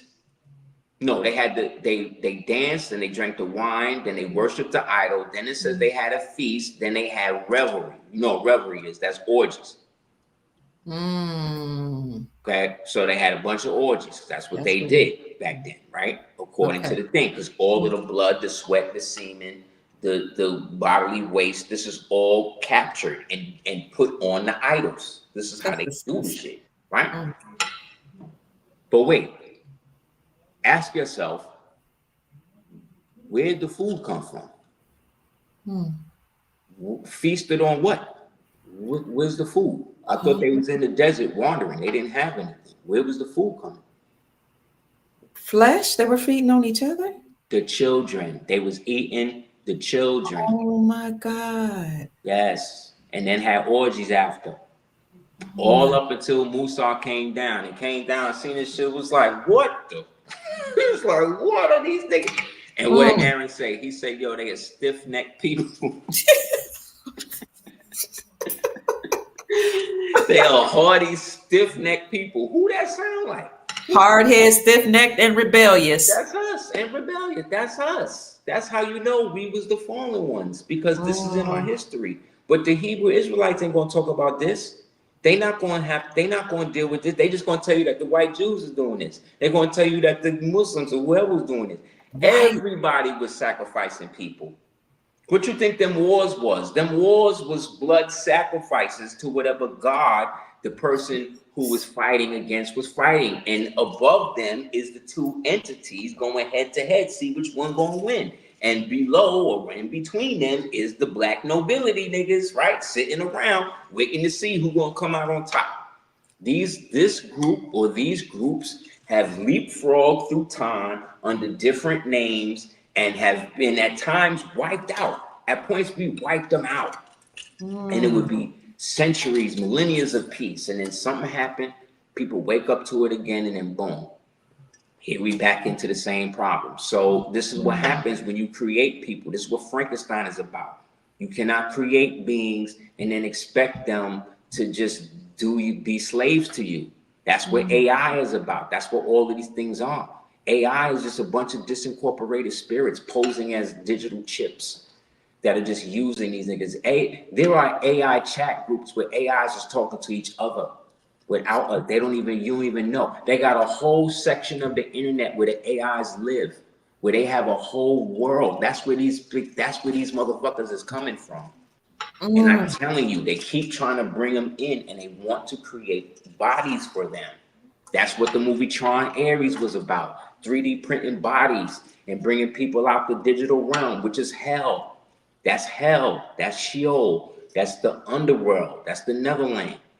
We were the ones who girded it all, because we are the ones who kept the covenant to what? Be free, multiply, and dominate. And that's what we did and continue to do, or did.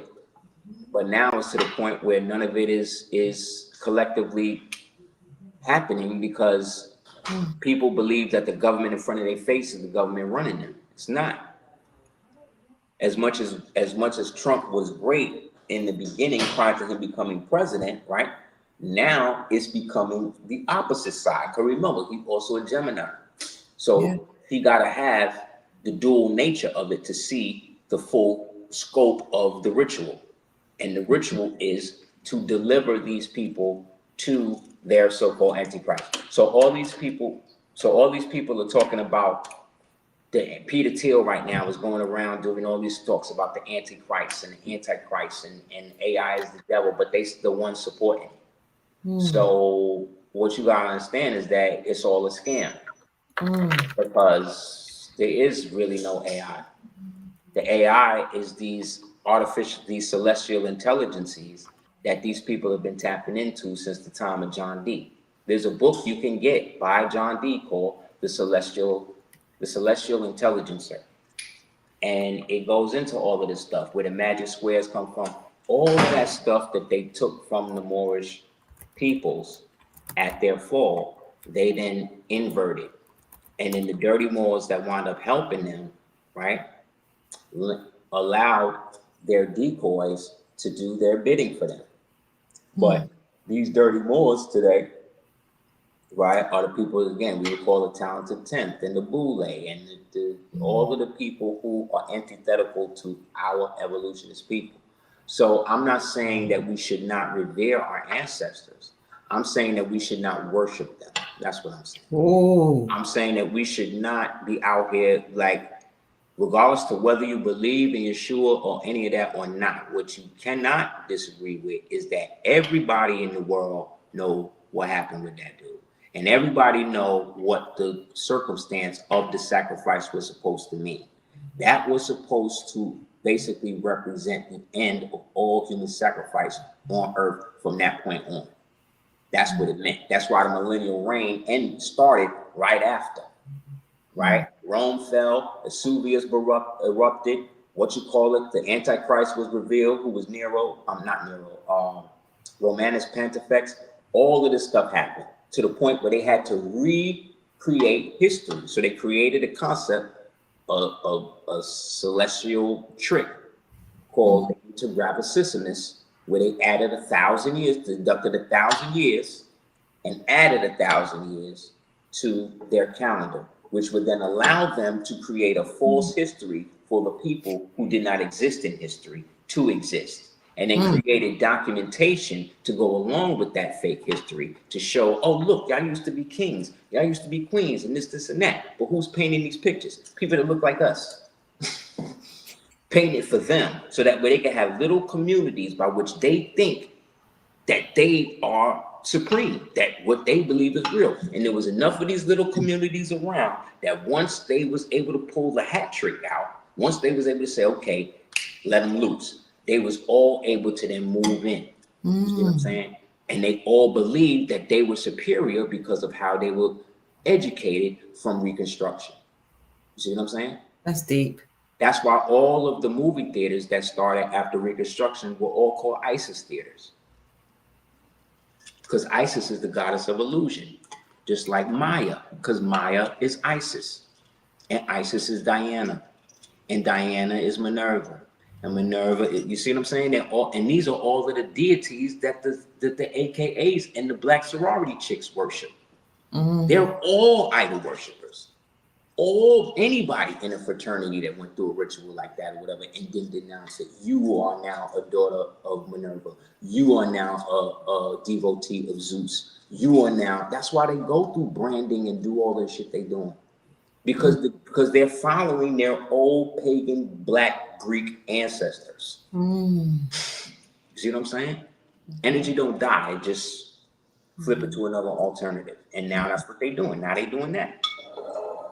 So like I said, all of these different religions, to me, are all trying to do the same thing. But the one that they all bow to is Yeshua. Even in the Quran says that everything in the Bible is true. But then you'll go to the Muslims and you'll say, well, how come you don't like the Bible? Then they'll say, well, because the Bible's been tampered with. But then you also go to the Muslims and you be like, well, if the Bible been tampered with, but don't the Quran say that the words of Allah cannot be subscribed, cannot be changed? Yes. So what you're saying then is that the Bible is true because the Quran says it's true, because the Bible is true, the Quran is not. Because out of your mouth, you just said that the words of Allah cannot be changed, and that Allah ordained the Bible. You see what I'm saying? This is the conundrum. This is why we as Moorish Americans, Yeshua is in our Bible, is in our catechism, is in our so-called holy book, but he's not in there for us to worship him. You know what I'm saying? He's in there for us to see the element of what we can become. Somebody wants to know, will the Anunnaki take out the 13 families who are running the world? No, because we are the Anunnaki. It's us. The Anunnaki, Anu, Moors in ancient Egypt were called the high priest of Anu.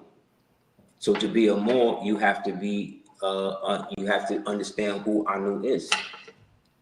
And Anu is that which is constantly coming, which means Anu is what? More. Right? That's why the symbol of More in ancient Kemet was the owl standing on top of the mouth with the squiggly line on the side. The squiggly line represent the energy, right? The owl represent the wisdom, and the mouth represent the eye, because the eye is also the mouth of God. You see what I'm saying? So it's all of this esoteric stuff that's been regurgitated to us through Jewish Kabbalists that after they left Babylon, infused all of that old technology that I've been talking about into the Talmud, into the Mishnah, and then weaponized it and used the Torah as the shield. These are melanated people still. And then started to use that knowledge to then go into the other nations of other melanated people and conquer them. And this is our own people doing this to our own people. And then they got to a point where they then civilized another group of people to then sick them people on us. That's where the Israelis come from. Because the true covenant now is within us. Because Jesus, he said that I'll establish the church on this rock. That rock is your pineal organ. The church is in the temple. Yeah, the church is in the temple. The sacrament is the sacrum that comes up and down your spine when you wake up. The third eye atlas is the C1 vertebrae that connects the top of your body, the top of your head to your spine. That's the 33rd degree by which we are naturally born upright on the square without having to pledge allegiance to no man and no dead ghost. That's why all these niggas is out here still wearing aprons and doing all the stuff y'all want to do. Y'all want to do that because y'all want to do that. Don't talk to me. Don't try to make it seem like y'all got to do that to get enlightenment. You don't. Because the prophet came and deaded all that. Prophet came and gave all the secrets away. So I don't need to go into no crypt, no seashore, get no ritual from no other man to let me know that I'm naturally what I'm supposed to be. Because man knows not from being told. That's what your Circle 7 say. And the Circle 7 is supposed to come before any other situation for us Moors or Moorish Americans that are striving to understand how to circumscribe the lower self from the higher self. Because the body is the battlefield. This is heaven. The feet is hell, right? The midway is earth. That's why Virgo, the earth sign, rules the gut and the stomach and the midsection, Midgard. So all of this esoteric stuff that they keep trying to regurgitate us back is shit that we already know. It's just that we got to put it in the proper context and allow ourselves to have the humility to say that we don't know, and to not allow ourselves to always become so inundated with worshiping something or somebody that would not exist without my attention. So can you, the information and the knowledge that you just gave us, can you tell us, what's the word I'm looking for? What are the implications for us today? Like all information you told us, how can we use that today? One, know that man is the fool for the divinity that he worships. So if you worship something, know that it's feeding on you. And if it's feeding on you, it's a parasite. Wow. Understand?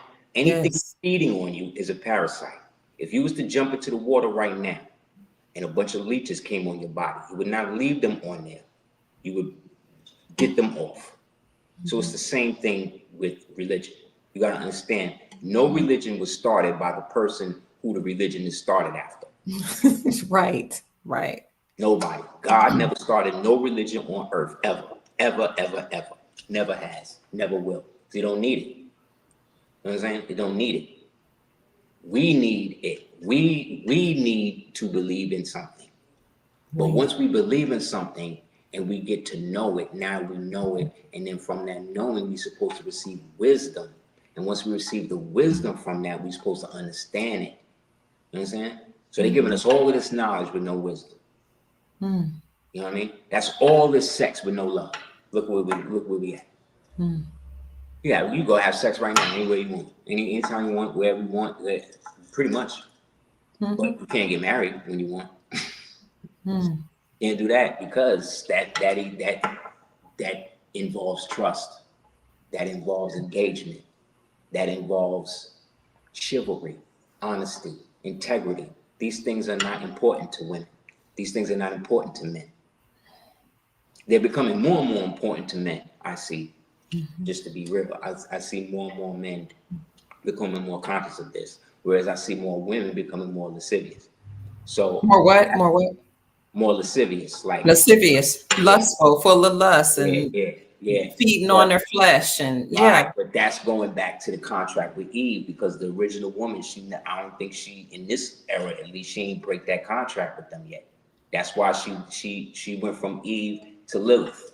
That's why you got so many black women talking about how they witches and how they goddesses and how they doing workings and spells and all these group chats with all these different things. And it's like all And y'all doomed. All of y'all is doomed And then in because those group chats, because I've seen them, they hate men and they yes, speak against men. Can you yes, speak because on how that has been detrimental to the family? it's easy to be a feminist in a male-dominated society. Oh, okay. Okay. You can't be a feminist in a what you call in a totalitarian society, in a non-capitalist society. You can't be that. You could be a communist in a capitalist society, but you cannot be a capitalist in a communist society. Mhm. Mhm. That's why capitalism, for better for worse, that's the closest economic system to what we had imperially. Mm. Because the Moors were the ones that created private property rights for people. When the Moors came in and we shut Rome and Persia and all them niggas down, we took everything from them niggas and gave it back to the people and started teaching people agriculture to where the whole world was better. Mm. Because the Moors were the only ones that didn't go along with the contract that the Persians had set up for everybody to trick them into making Zoroaster their head god over everybody else's god by rebuilding their temples and by accepting that constitution. Mm. We didn't do it. We fought against that. Then when they tried to do it again with the Council of Nicaea, the Moors stepped up again under Arius. Lord Arius from Libya, aka America, stepped up and said, y'all niggas is not going to turn this into a mystery religion because that's what you Romans do. Mm. Not going to take Yeshua name and make it like he's this and he's that. No, we're going to do this. And we went to war with them again. Okay. You can get a book called Time Walker by Meredith Quinn. And this is where the term Aryans started coming from. Yeah. Because we were the sons of Arian or Arius, because we were the ones fighting against these goddamn Romans and the rest of them that was with this pagan shit. We wasn't with it. We wasn't with them taking Yeshua and creating another filthy, dirty mystery religion. Because that's what Romans do. They create mystery religions, get everybody caught up in it, and then through mystery Babylon, control the people and gird them into sexual immorality, deviation, humiliation, and child sacrifice. Which what we see happening right Which is now. what we're doing right now. What you think Planned Parenthood is? That's an altar to Molech. Every time a baby is aborted in there, that's Molech coming up. Molech is singing praises because the war against the children is the war against God itself. Mm. The woman is just the vehicle. So she is the willing supplicant. Abortion kills us more than anything else on the earth. I'm talking about us as melanated men and women. I agree. We can stop that tomorrow. Well, I can't stop it. But we know who could stop it, but they not. They not, because they believe in it. They believe in what their baby daddy told them. And their baby daddy, the government. And their baby daddy came and told them that we're going to take care of you and we're going to make you God. You're going to be God. And now what happened? All these women became goddesses. Oh, you a goddess. You a goddess, girl. Goddess, God. You a diva. A diva is a whore of a god. Yeah, it is. Goddess is what you call it. The goddess worshipers were the serpent worshipers, and they were the baby harvesters. And they would take the blood and give it to the goddess so the goddess could stay beautiful and young. Who that sound like? Kim Kardashian, anybody else on TV? They still, you see what I'm saying? They still doing it. It's the same people, just with a different color, just in a different time. And y'all tell yourself that, women will create justifications why, all these reasons why, but in the end, it's all vanity, it's all ego. You don't have to do it. You will do it though, because this is what you believe you could do to basically dead the patriarchy. But the patriarchy is what got rid of the goddess worshippers, because those goddess worshippers were fucking evil. Because the goddesses that they were worshiping were evil. Hera was evil. Isis was evil. These goddesses were evil. Why were they evil? Because they were taking the worship of the people and allowing the people to sacrifice babies to them. You know, I was taught that as a child, and in my Hebrew training and tradition, that these goddesses were evil, Aphrodite, Isis, and I didn't want to believe it because, you know, I'm a female, but I'm hearing you confirm. They have positive elements like anybody. Okay. But the evil aspect is the fact that they will adorn worshipers. You cannot do that. Once you start having people worship you, it's over for them and you, because it's unsustainable. That's why all ancient god temples are all destroyed. Don't y'all see that? All of the temples, as great as they was, as giant as they were, they all gone like they never existed. Why? Because you cannot build a foundation on sand. You can't build a nation on ego. You can't build a nation on vanity and sex. You stupid. Like this is why we fail, because again, it's the woman is the one that gave the legal contract. So once Yeshua, according to the story, gives up the body, he then goes into hell. Right? This is the story. Go into hell. He diminished Satan in his face, take the martyrs out with him, and then be like, I'm gonna be back, I'm gonna go rule earth. And then the millennial reign starts. This is at the fall of Rome to I-492. Who was ruling between them? The Moors. Us. So that Yeshua that was crucified on the cross, why do you think after 1492 into the 1800s you see so many men being crucified? I.e. black men being hung. Who else you seen being hung like that? Go and read Acts 5:11 and say what it say about the Savior. It said the Savior would be hung from a tree, from a sycamore tree. And this is why they do the ritual at the end. They take the acacia leaf and put it at the foot of Hiram, who is another representation of you, right? Who again represent the king of Tyre, the king of Tyre, Hiram, the king of Tyre is also known as the devil. Why? Because even though he built Solomon's temple, he was a pagan. He was still trying to venerate the sons of God over the real God within. They don't. So anything that you naturally are, they create a physical pageant outside of you to draw you into them. Remember, the goal is to draw God down to them. So when they draw you to them, that's what they're doing through you. So we get caught up in the set tripping and the doctrine and the dogma, and really all of that is just the window dressing for them. The fact is, throughout time, we are fighting a war between the ancients and the moderns. The ancients who is not with the bullshit, the moderns who's with it.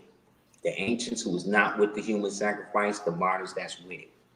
The people who want freedom, the people who don't. And so all of this culminated in the wars that came over here when the Six Nations invaded over the course of the last 250 years, which is the exact amount of time that the United States basically been around. So prior to that, the government prior to that, again, was our government, but that government was already in transition. So most of the Moorish dominions, actual Moorish dominions, where you've seen the minarets and they were actually practicing and dealing with them in that perspective, they had already been vacated from those dominions maybe about 150 years before that. So the people that were there now were the people who are now moving in from different places, and now they're saying, okay, this is going to be the post office, this is going to be this palace going to be the orphanage. You see what I'm saying? And then that's when they wrote founded on the buildings, because that's when they found it. In the new fake 1,000-year reign of the devil. Didn't I say that the devil that said was supposed to reign for 1,000 years? How did he do that if he don't control time? They had to create the intergravissimus in which they gave 1,000 years, in which now the devil's people now could live in 1,000 years with a fake history, fake timeline, and a fake justification to come take everything from those of us that was already here. Somebody has a question for you, Sheik. Mhm. Who is this? This is Marquitas. Hi, Marquitas, one of my friends I've been known for about over a decade. He says, I'm confused since the old system is being dismantled. Are we continuing to feed the system by doing paperwork? I think I don't know if it's paperwork to nationalize or whatever. I just got on, No, so I that's don't actually know. good. Say it again. No, I don't think that's different. Your Okay. paperwork has nothing to do with the government. That's about you establishing who you are to them. So that way you're not counted or allotted to them. You understand? So when you declare what you are, you're saying what you're not. You know what I'm Okay. saying? So when you declare your paperwork or your nationality to the governments that be, you're taking yourself out of the fictitious timeline that they got you in, and now you're going back to your real timeline. But if you say that you're going to declare your Indian nationality, now you're in the fake timeline again, because the Indians were just the misnomer Moors. You understand? So if you declare Indian nationality, you also have to know that that word Indian is copyrighted by a certain group of people, the same way African American is. So each designation has its own fictitious history attached to it that you co-sign once you do that. The only one that don't is Moorish. Well, how do we do that? How do we proclaim our nationality? By getting, doing this paperwork, getting out of the system. You first declare in the nation that you live. You do an affidavit of truth, or if you have a credible Moorish Science Temple of America that is actually civically and lawfully literate, they can help you do that right through the Grand Sheik. Should be no problem. But if you don't have that or whatever, and you want to do it as an individual more, you can do so. Create an affidavit of truth. Take an ad out in the paper. You could do. Some people don't like adult name change petitions, but you could take the name change petition and flip it into an affidavit, and now they got to deal with it under Article 3 because you dictate the jurisdiction when you come in. That's what they don't tell you. So that means that if they have a piece of paper and you fill out the piece of paper with all of their perspectives on it and give it back to them, you're under their jurisdiction with that piece of paper. But if you take that piece of paper and then you write it how you need to write it to reflect you, then you add an affidavit of truth with that. That piece of paper now becomes based upon what your affidavit say, not what they say. So now the jurisdiction then changes. That's why they can't deny a name correction when you do it properly. You see what I'm saying? Because it's how you execute it. It's not what you do, it's how you do it. You know what I'm saying? U.S. citizens not supposed to have headdresses and stuff and they passport pictures and stuff like that. But all I do is help Moors get those. So how am I doing it? And it's not supposed to be able to be done. Can people contact you or what you? Yeah, you can hit me up at houseofl@hotmail.com. Say it one more time. House of L Yes. at hotmail.com. You can hit me up there, any type of consult on it, and then we could build on it. I don't sell like paperwork and stuff like that, but I do work with people to actually finish it for themselves. More so they have something generic because everybody's situation is different. So you can't just copy paste. You got to know what you're dealing with and understand for yourself. First, ask yourself why you want to do it. You just don't want no white people tell you what to do. Why you know white people really tell me what to do now? Most people telling black people what to do is other black people. Think about it. Most people telling black people what to do is other black so-called people. So how's the white man really controlling anything? He only come in when he get out of control with these black people that's trying to control you. But the problem is we're not seeing the forest for the trees. Everybody that's melanated is not your brother.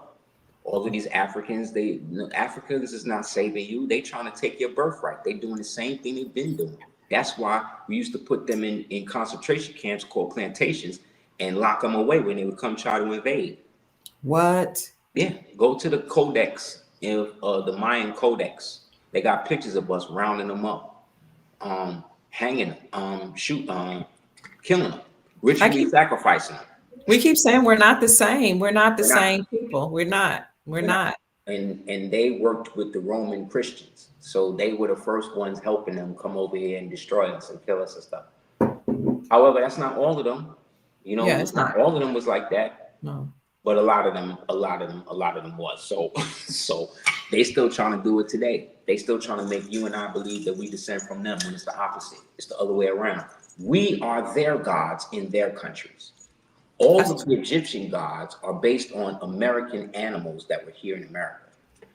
There are more temples here in America than there are anywhere else in the world.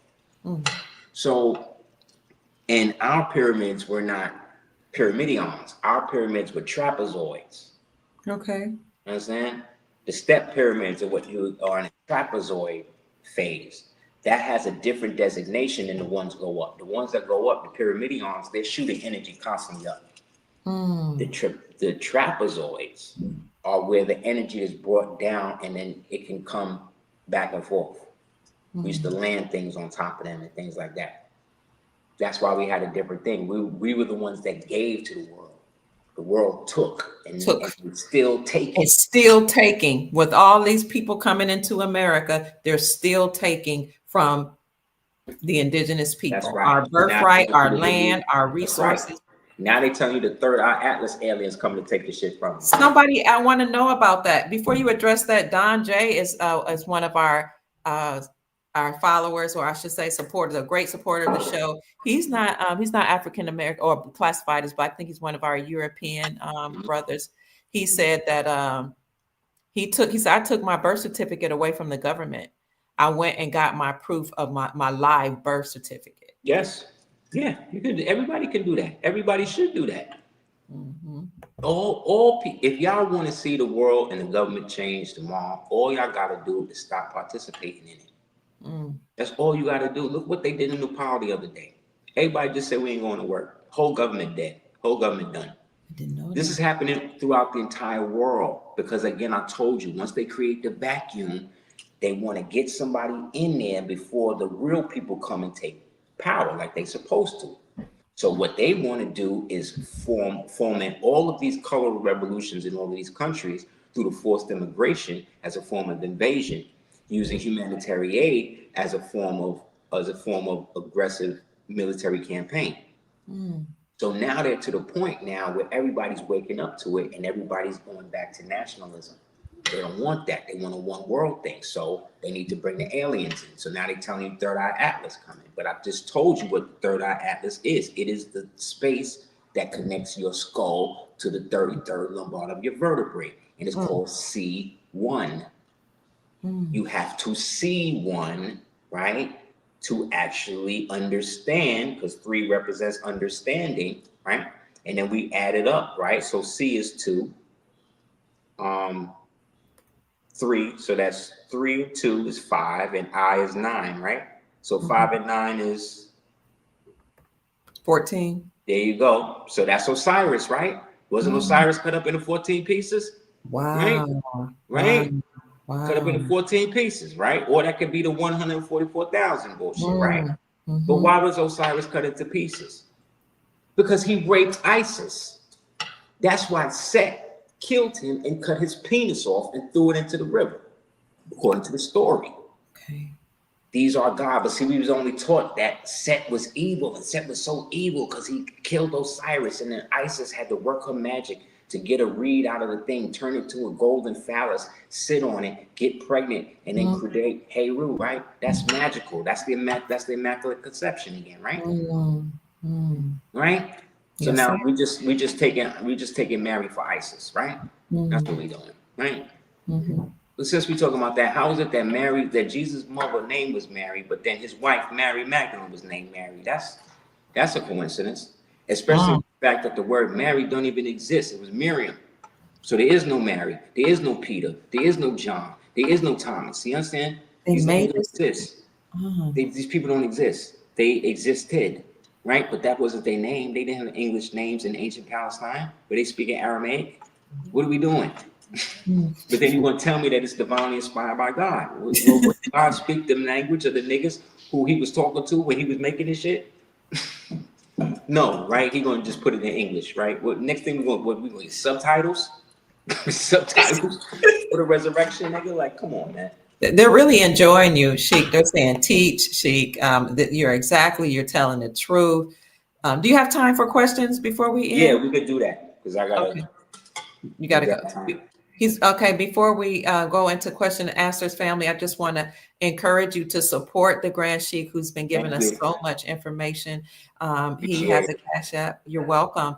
$ DS418 if you're interested in supporting him. Also, you can send him an email so that you can have a consultation. He'll tell you. I don't know what his fees are, but he'll tell you when you send him an email. And what was the email again? houseofl@hotmail.com. I'll put it back in the section, House of L, that's EL, House of L at hotmail.com. And also, if you want to send him a donation, send it to Cash App. You're welcome. $ DS418. One of the things I really want to ask you before we go into question and answers, please, can you address the family? As I'm just concerned about the family and how we don't work together, the husband and the wife. We're not even seeking companionship right now. What is the significance or importance of the family as we go into this era where there's no government? There's people are losing jobs. No more government benefits. The irony, as I told y'all, man, is that you haven't had a government since 1864. You have not had a judge, a government, a police officer, a sheriff, a postal worker, a army soldier, a general, a captain, a secretary of state, a secretary of defense, Department of Defense, the Interior. None of it. None of these niggas are real.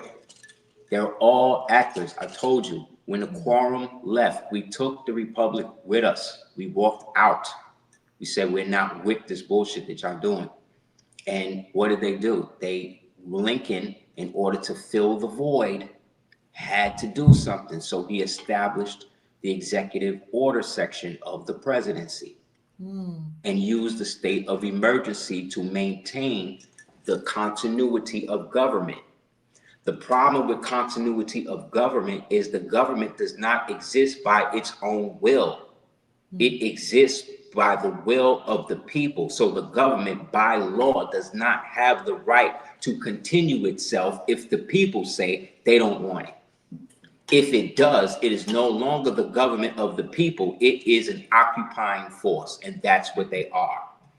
Collectively, they were known or discovered and exposed in the CIA, in the Supreme Court case. I'm trying to find the case again. I found it, and then my computer crashed, and then I lost it. But I found it, and in it, they listed them, the conspirators, as the Union of the United States. And the Union of the United States is the insurgency that took over the country after they killed Lincoln and set up the Organic Act of Congress in 1871 on the same day they created the Ku Klux Klan.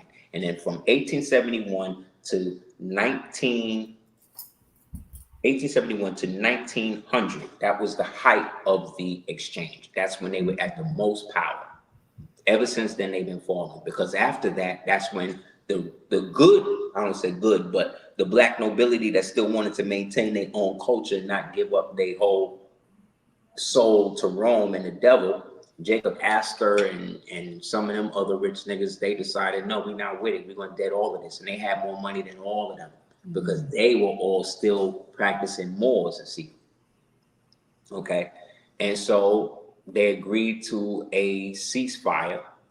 And they all agreed that they was going to get on the boat and they was all going to go and work out the negotiations. That boat was the Titanic. But instead of getting the Titanic, because they had just purchased it and they didn't want to destroy it, they found another ship that was about to be decommissioned called the Olympiad. Painted the word Titanic on the Olympiad and then diverted the crowds to go into the Olympiad and not the Titanic. And then Jacob Astor and all the rich people and all that stuff got on the boat, and then they sunk it, killed it. And right after that started the Federal Reserve. But in between that, Noble Jew Ali came and basically shut all of that down, in which now they had to go into receivership. And that's when, right before they went bankrupt in June, on May 9th, 1933, they put out HJR 75.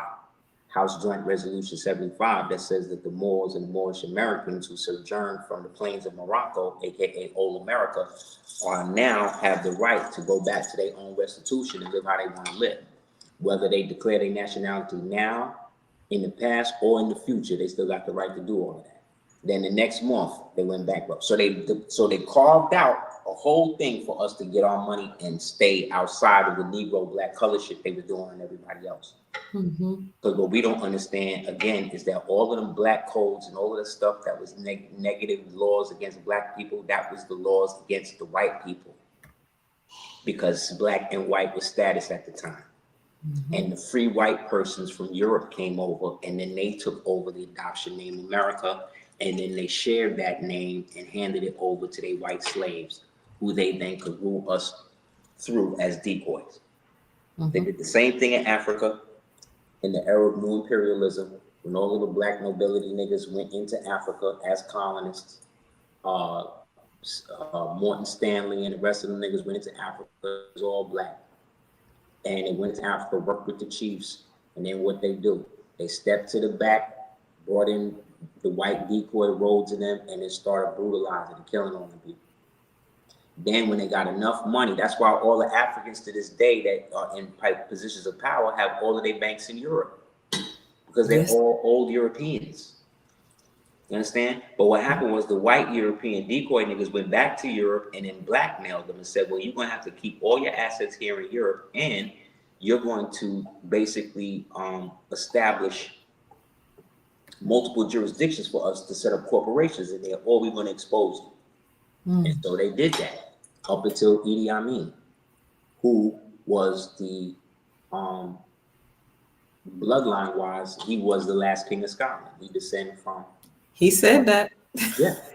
That's why he had bagpipes on his thing. Oh, look, he's trying to be Scottish. No, he's actually descended from the Scottish royalty, from the Pictish peoples that was out there. But he blended in with the Africans. You see what I'm saying? Married an African woman and all of that. Boom. See what I'm saying? This is what they do. This is how they hide. That's why we don't get nowhere. Because it's always somebody like us selling us out. Because we think the white people run everything. They not. They not. They're a part of it, but they're not, because they ain't been around long enough. They want to know what you drink, and somebody said that's blueberry juice. Somebody else asked, yeah, it's Concord grape juice. Yeah, you're right. So what can we do today? You know, the government is shut down. What you said has been shut down anyway. People are losing their jobs. What you start to create trust for your family. Okay. And then your family you have a trust. Let's say you get 5, 10 of y'all together. Y'all all create a trust that represents each family. And then y'all agree that y'all going to put y'all money together and get this plot of land here for whatever, right? Get all that land together, put the land into the trust, make a land trust for the land, especially if you come to Florida, they about the dead property tax. So we're going to be the only state in the union you got to pay that. I mean, you ain't got to pay it no way, but I'm just saying. Do that. And now you have a whole compound where y'all can live. While y'all living there, delegate who going to be the planter, who going to be the harvester, who gonna be the treasurer, who gonna be this person, right? And then y'all basically work that out. Plant your own food, get a couple of chickens, get you a couple of chickens, get you a goat, get you a Highland cow if you could find, get a good dog, you know what I'm saying? Maybe a horse or two. And then now put the whole shit in as a homestead. And then in the document, give yourself head rights. Look up what head rights are. When it comes to that, you give yourself head rights, and you already got the allodial. Give yourself the head right in it, put the animals in it, and all your property is owned by the trust. So that means nobody owns it. That means the trust is an entity, an overarching God entity that is now giving you the perspective to do that. This is by law given to us by God itself. What does the covenant say? He said, honor thy father and thy mother, that thy days may be long upon the land which the Lord thy God giveth thee. So the Lord, that says that the Lord gave us land. And so long as we honor our mother and father, which is what? Our parentage, our lineage, our names, our appellations, our customs.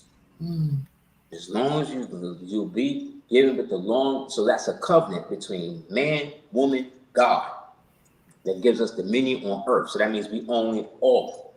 I don't gotta prove it no more. Once I declare my nationality and say this is who I am or whatever it is, that's it. It's the burden of proof is on you, and you don't have the burden of proof because you're not a real entity. You said the covenant is between man, woman, and God. Yep. Well, so my sister here, my sister friend who is the moderator, thank you for being here, Love BN, Nubian, and keeping the chat moving along. She said, Doc, it's too exhausting dating people who are still asleep. So you have people that want to be married, but they're like, it's hard to find somebody that's not awakened yet. What should they do? That's one of the things I think we was dealing with Brother Lloyd L. and his wife. They are trying to set up a Moorish marriage type, not a council, but a way where Moors or melanated people with consciousness can be able to basically find one another. See, the reason why marriages ain't working now also is because they not being arranged. Arranged marriages work. Thank you. Go ahead, sorry. Arranged marriages work, bro. They do. They all work. They work. And they do. Niggas be wanting to go along and go against what the man say, but again, this is all coming because the woman has exalted herself as God, and now she is now inhabited by the harlot, right? That Crowley and them did this work to maintain. That's why everything is so hypersexual in men, and that turns off real men. That turns off men, because men can be chased too, you know. You know what I'm saying? Everybody think that men are just hyper things like that, but y'all done flooded the market with so much that they rather not even have none. They rather have their peace. So what that says is that the woman is going to have to figure it out and ask first forgiveness for herself, then her children, then the man. But the man is the one that she needs more, I think, than anybody, because at this stage she is totally she's become what they want, a pedestaled idol that is off alone by itself, that has no protection. And now just do whatever they want to do to her. And what does she do? She just keeps making up excuses, keep making up justifications. White men are better, this, and that. But regardless to what, the stats don't lie. Black men to 85 to 95% is marrying within their race. Period. However, it says that Black women are 75%, have 75% more children than the men do. So what does that say? That says the women are having babies technically with the same dudes. So what does that mean? That also then means that the same type of idiot is being repackaged by the same type of female and being put into the populace for the rest of us to deal with. And that's the ones that they let live. You know what I'm saying? So as far as the debt for so-called original men, Black men, they've passed it. They've passed it so much that they're not even trying to pursue women anymore. That should show you how far away and removed we are from the traditional family. But it's not insurmountable. All women got to do is be themselves. Is be who they are when they wake up. That's it. Be that person. Once you're that being will attract other beings like that. The problem is you are more susceptible to influence than we are as men. That's why they go to you first. Sister Ivana says a little hard on the women here. You know, I get that all the time. It's like we just don't want to be corrected. We don't want to take accountability. We want to stay in our own way. And you look at the Black community and we're going to hell. Look at the children. They're killing each other. Look at the women. They're twerking in the streets, having sex in the back of the cars. Y'all don't believe in arranged marriages, but your 15, 16-year-olds are sleeping with 35 and 38-year-olds. I teach them. They're doing drugs. They're having sex in the schools, and they're being raised by single Black women. What the heck is wrong with y'all that you can't see? But what's crazy is this whole any correction, won't take any accountability, want to label everything from the time you have puberty, want to blame everything on a man, want to blame everything on a white man, want to blame everything on your baby daddy that you chose, and don't want to take accountability for nothing. Don't want to be corrected. Oh, so hard on women. Grow up. Not only that, sis, I've been talking about men this whole time. All I've been talking about is men. The whole First time I say something, this is what I'm saying. Because it's again, frustrating. but you got to look at it like this. You also got to look at it like this. Only the hit dog holler. You know what I'm saying? So I don't tell you personally, neither should you. I do. She's entitled to her opinion, and that's cool. It may sound harsh to somebody who may just tune into the show at this mark. But I'll let you know the whole show we've been talking about how crazy these men was who initiated and helped these artificial entities destroy us all. I'm just talking about when it comes to what can we do now. What we can do now is accept the fact that for the past 60 years, 65 years, the so-called black woman has been the head of the home, right? Where are we? We are worse off than we was after post so-called slavery. We have more in post-slavery than we do, pre-slavery than we do now. So that is partially because the female section of our society in mass, to a certain degree, agreed to an agreement, to a bargain with the government. We do. For the past 65 years, that's why they was able to be out here saying men ain't shit and men ain't this and men ain't that and everything. I don't need a man. I'd rather sleep. I'd rather have a bear. All this stuff. They gave them all of the jobs and all of this and all of that and lauded them so far above the man that we just nothing, right? And now look what happened. 275,000 black women get their acts on the same day. The same day. That they used y'all up. Y'all 300,000 now. Y'all didn't work how y'all was supposed to get the Indian dude in there, the Indian Kamala in there. So they said, what the hell with y'all? Then they said, well, let's try to use Jasmine, try to get her up. No, it's not gonna work. None of it's gonna work because the government probably ain't gonna be around that much longer because it can't sustain itself. So it's either going to go back to its original republic, or you're going to have another version of the Union of the United States coming in to try to look like the United States and act like America, but really it's just the WEF, the Tavistock Institute, CIA, all of the bag situations trying to come in. However, that ain't got nothing to do with who and you are in your individual state. Especially if you're in like a red state or something right now, because there's a division now happening with the MAGA people, with them, because now they realize they got duped because this nigga may be a stooge still for Netanyahu and all of them. That's cool, but that whole base that's breaking off, they got a lot of the youth. The youth is not with it. They not with it, so they don't have any projection to deal with that. And then couple the fact now that we are now poised to create a whole new art form. Our people, we're about to create a whole new art form. We don't even know what it is yet, but it's about to come out and it's going to take the world by storm and it's going to elevate us to such a degree we ain't even going to know. We ain't going to notice half the shit that's happening now.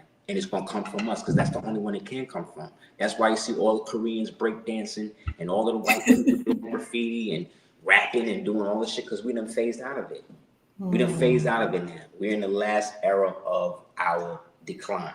This is the time we're coming up. And the way to come up is the way we fell down, which is going back to your original constitution, establishing, again, your nationality, who you and your family are connected to the land. Okay. Creating family and land trusts that allow you to do trust-to-trust banking within your family and with other families. So this way you become your own banks, you become your own food sources, you become all of this without anybody even knowing. Then the next thing you want to do is do all of this off of TikTok, off of the online. Start going back to analog. You need to start writing letters again. You need to start reading books again. You need to start doing shit that's kinetically from your hands, creating art. Do that. And then you'll be good. Thank you. That was beautiful. That was beautiful. I don't want to keep you too much of your time. Where can people find you, Sheik? Again, you can hit me up at houseofl@hotmail.com. Also, you can check the ADOT app on Google Play and Apple Store. I got my own app. We're going through some restructuring because we had some technical difficulties where the videos were kind of going wonky. So we're working on that now, but I should have that ironed out by next week. So thank you guys for subscribing. If you haven't, please resubscribe because it still works. We got all the articles, free PDFs. I got the Department of Defense War Manual. That's what y'all should get. Go online, Get the Department of Defense War Manual. Get that. Start reading that shit, because that's going to tell you how the occupational government is supposed to deal with you and why these jokers is about to get rounded up and kicked. What was that book? What was that? The Department of Defense War Manual. Oh, yes. Start reading that. It tells you all about the occupational forces and insurgencies and how the whole thing is supposed to work. And reading it, you will see how and why they're losing, because they violated the tenets of the engagement of the insurgency of 1871. So they can't sustain this anymore. So when I say the Union of the United States, I'm talking about the insurgency that started all the way back in 1812. And this insurgency, there you go. Exactly, sis. Yep. Exactly. They got a free PDF online that people can download and read. And understand that no law that goes against the Constitution is enforceable. So statutes don't exist. Codes, all that shit really don't exist.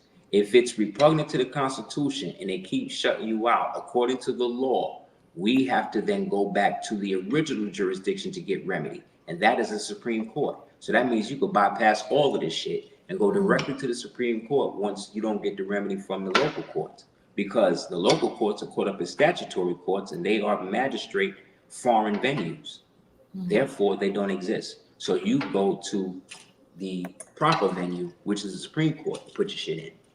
Also, if you want to see something really change, all we got to start doing is do letter campaigns and mail directly to the Federal Court of Claims and make your claim against these people that are running this fictitious government and let the Army know what it's supposed to do. And they will go and do it. Nobody's written them though. Nobody has done it because nobody know where to go. But our ancestors were smart. Right when we walked out of the quorum and we saw them creating these fake governmental agencies to fill the void, we created one last real one, and that was the Federal Court of Claims. So once you go into the Federal Court of Claims and make your claim against these people, that's it. Then you can get the military involved. Then you give them their orders and they got to do what they got to do. Isn't the military involved already? Yes, covertly. On behalf of some of the same jokers that's still in power.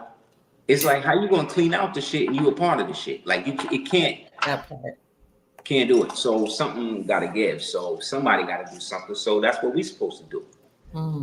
Now we are the National Guard.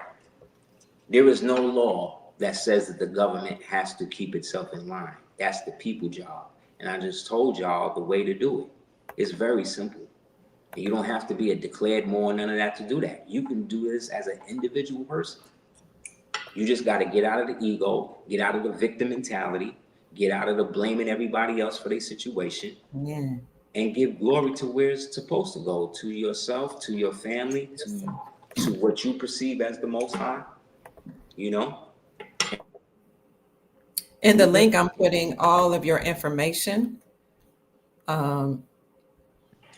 He went out, his phone might have overheated. So I'm putting all your information. If you want to send a donation to Aseer, the Duke of Tears, you're welcome. Send a cash app to $DS418. And there's another one too. What's the other one? Let me see if I can find the other one. Thank you, sis. You're welcome. The other one is $DV880. He also has a book. I'm going to hurry up and do this so he can go ahead. Thank you, sis. You're welcome. It's called The Darsko 418. If you haven't picked it up, it's the world's most dangerous comic book novel. It's really good. I have a hard copy and I have the ebook available on Apple Play. I also have it on my website. You could also check out www.aseerthedukeoftiers.com. If anybody would like to, do any type of speaking engagement, lecture-wise, you can hit me up. So family, all of his information is here in the comment section and it's also in the description section of this video. Thank you all so much for your time, your attention, your questions. Thank you. We appreciate you. We love you so much. You want to give any final words before we check out? Just learn to love instead of hate and allow yourself to make mistakes and take accountability for them. And we as men and women need each other equally for the children, which is the future. So outside of that, man, just keep doing what you're doing. Again, support any people that you see really doing it, you know, honest to the ancestors and the elders that have done it before us, done it to death. And love yourself, man, because if you don't, you can't love nobody else. Absolutely. Thank you so much, Grand Sheik. We appreciate you. We love you so much. Thank you. We have a lot of people in the chat that are here saying thank you. It was been a great y'all. show. Thank y'all for the donations. I really appreciate it, man. I'm Thank sorry you all. to do this without any corporate sponsorship. So thank you very much. I really appreciate y'all. And we're still going to have your wife on to talk about the hair, skin, and nail products. I'll give her to get your information and y'all can link up. Okay, and for those, I'd appreciate that. For those of you who don't know where that is, it is Cordoba Organics, family, right here. And I'll put that in the description section and in the chat for you as well. So I think that's it. All right. Have a great night. Tell your empress that I said I love her and I look forward to speaking to her very soon. Will do. Honest to you, man. Honest to the human family. Let's learn to love instead of hate. Honest to all of the Moors. Long live the empire. Everybody, again, thank you guys for the continued support over the years. I couldn't do it without you. Honest to my children, Aries, Victory, Moore, my wife. And again, man, just be as good as you can. You know what I mean? Yes, sir. And be peace. Peace. You've heard from Aseer, the Duke of Tears, who is a Grand Sheik, and Dr. Kia Pruitt. My name again is Dr. Kia Pruitt. I hope I've said something to raise your vibrations and inspire you to create the most amazing, magnificent life that you desire and deserve. Good night, family. We'll talk to you soon.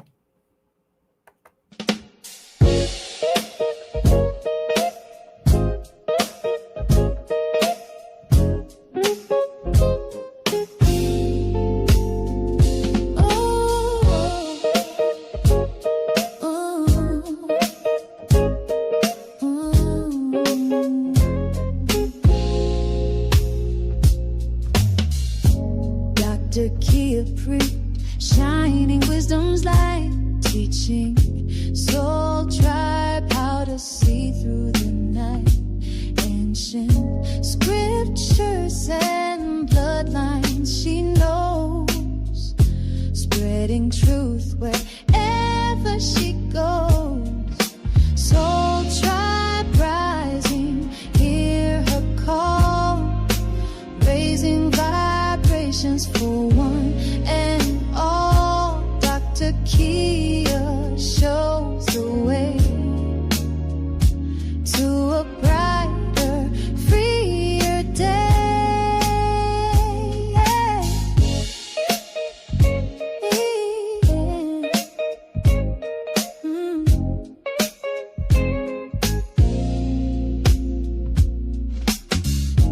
Through her channel, knowledge flows, breaking chains that hold us close, teaching paths to abundance and wealth, guiding others to free themselves. Soul tribe rising, hear her call, raising vibrations for one and all. Dr. Kia shows the way to a brighter, freer day. From currencies to investments divine, she's helping her tribe to realign with wisdom, ancient and new, showing what we all can do.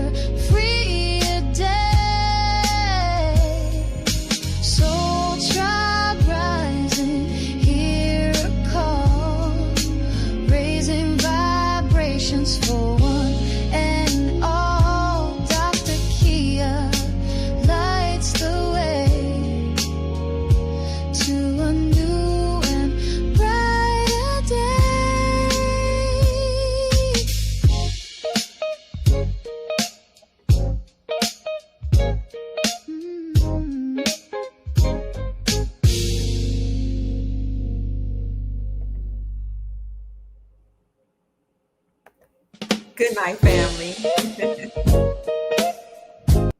Thank you for joining us. Sleep well. I love you so much. Thank you all for all your support, for all your Cash App blessings, for all your support of the Grand Sheik, Aseer, the Duke of Tears. And we're going to have more guests to come on to talk about how we can prepare and be ready for the new golden era. Good night, Soul Tribe. I love you all so much. Peace.